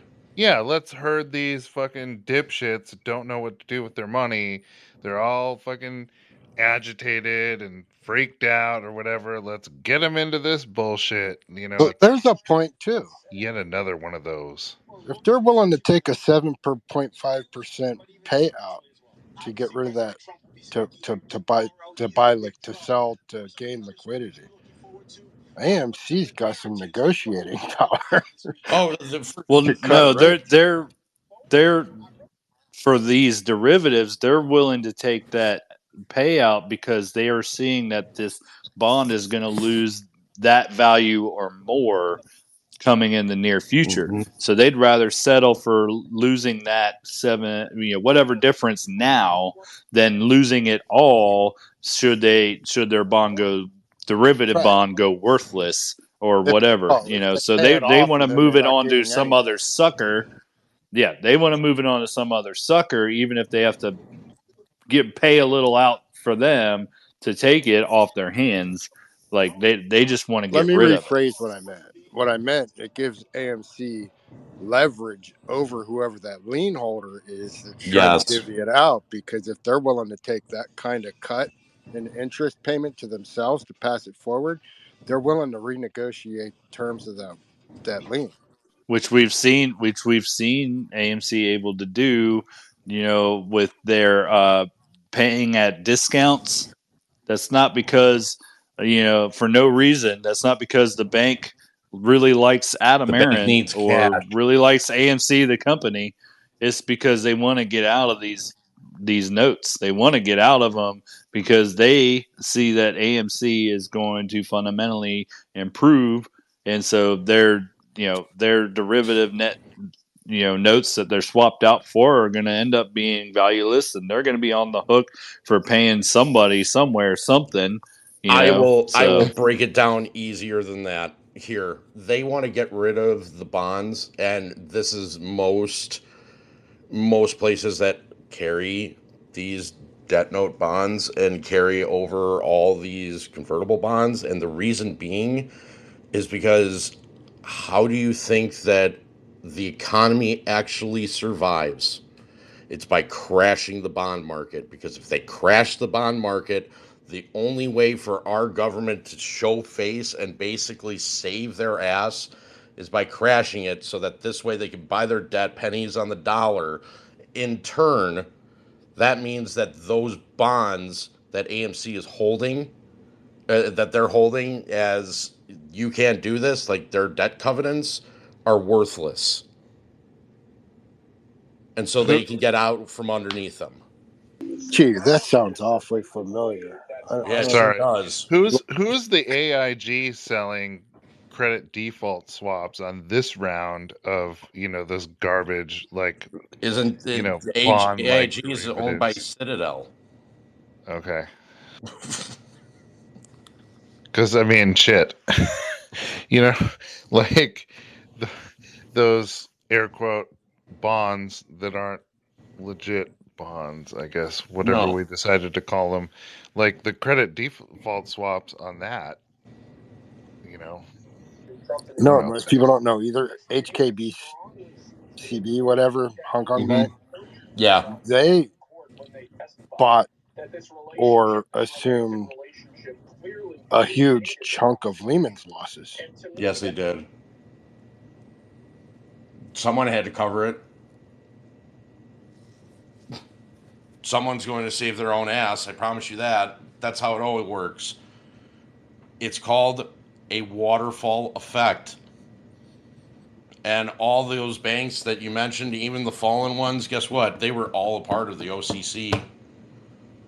And if a family member fails in the OCC, the other member has to come and pick them up. They fail, somebody else has to come pick them up, so on and so forth, until whoosh. Who's down with OTC? What'd you say there, Man Kitchen? Who's down with OTC? Yeah, OTC. Yeah, you know me. Yeah, that is when they all get that weekend midnight phone call to get in their ass in their private jet and get to Washington, meeting in General Powell's office. So I'm trying to peruse the public website to get some of that definitions and stuff I was talking about earlier. And guess what? As I'm reading the terms of service, what I see is public is in no way insured by the FDIC. Of course not. They are not an insured brokerage or by the FDIC or any government organization. It says that they have limitation of liability where to the fullest extent permitted by law, in no event will public.com entities be liable to you for any indirect, incidental, special, consequential, or punitive damages. Oh, of course. Including damages for loss of profits, goodwill, or any other intangible loss. So also good luck trying to get any claims against them for anything. Of course. Ever. They're great people over at Public, let me tell you. Well, on that note, ladies and germs, it is time for me to bid you all adieu. I'm going to leave you all with the top 5 Will Ferrell hilarious movie scenes.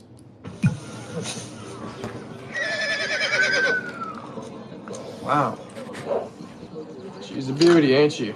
Yeah. What kind of gun is this? It's a tranquilizer gun. If any of these little fuckers decide to freak out on the kids, I get to take them down. Ain't that right, Mama? Oh, what? That's what I thought. Shut up. Hey, be careful with that. That's the most powerful tranq gun on the market. Huh, got her in Mexico. Cool. Yeah, it is cool. They say it can puncture the skin of a rhino from 100... Ow!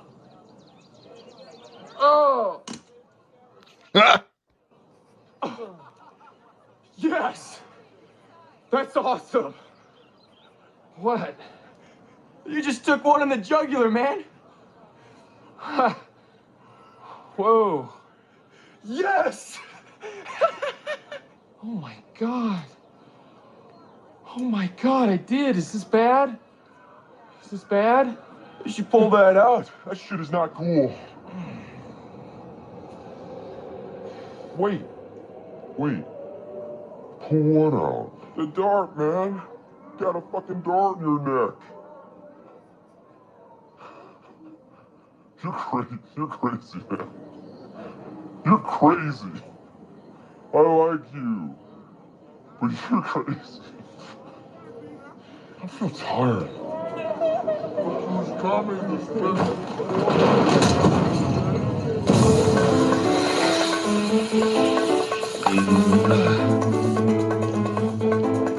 I think we're gonna have to cut you off, sir.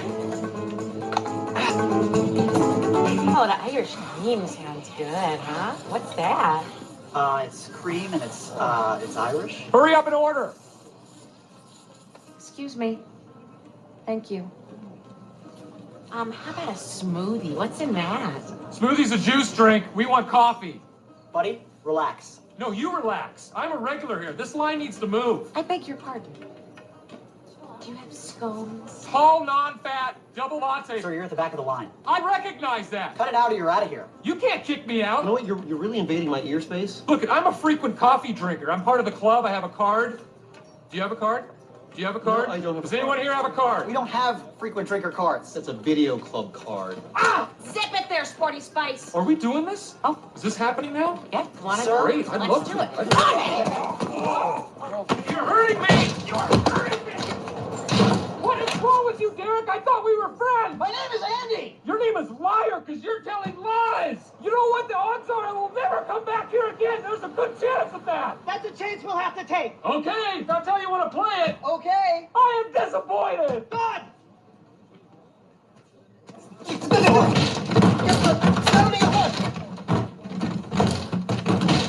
Fine! Ambrose, you're big. Don't be afraid to throw the elbow. If you break someone's collarbone, that's a good thing. That's what the medic's for. Otherwise, he's just sitting around. All right? You hear me? Hey, Phil. I don't think that's a very good attitude. You can't talk about hurting other players. You don't think? You don't think? I don't think you should be butting in when I'm talking to my team. You're my assistant, okay? You're supposed to back me up and go get me juice boxes when I tell you. Now go get me a juice box. You know who you're talking to? I'm talking to the juice box guy. You're crazy. I'm not crazy. I'm just thirsty. Well, you go to hell. No, you go to hell. While you're there, why don't you grab me a juice box? I'm no juice box boy, I'll tell you that. Yes, you are. No, I'm not. Yes, you are. No, I'm not. Yes, you are. No, I'm not. You're like your old man. I'm not like my old man. If it wasn't for these kids, I would whip your butt. I can take a punch. I'm out of here. Bye-bye. I'll see you, Mr. Big Time Coach. Bye-bye. I'm not like my old man. I'm a kind and gentle, compassionate human being with a heart as big as a lion. We'll see you later, Juice Box. Everyone wave goodbye to Juice Box. Literally wave. Do it. Parents too. Everyone wave. As a journalist, I should get to know the city that I'm covering. But this is not a date. No, of course not. Strictly professional. Wonderful. Great. So I pick you up 8 o'clock? 9. Downstairs. Mr. Burgundy, you have a massive erection. Really? Yes, I do. I'm sorry, it's the pleats. It's actually an optical illusion. It's the pattern on the pants. It's not flattering in the crotchal region. I'm actually taking them back right now. Taking them back to the pants store.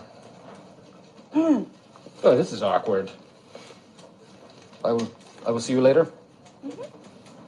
Yes. Taking them.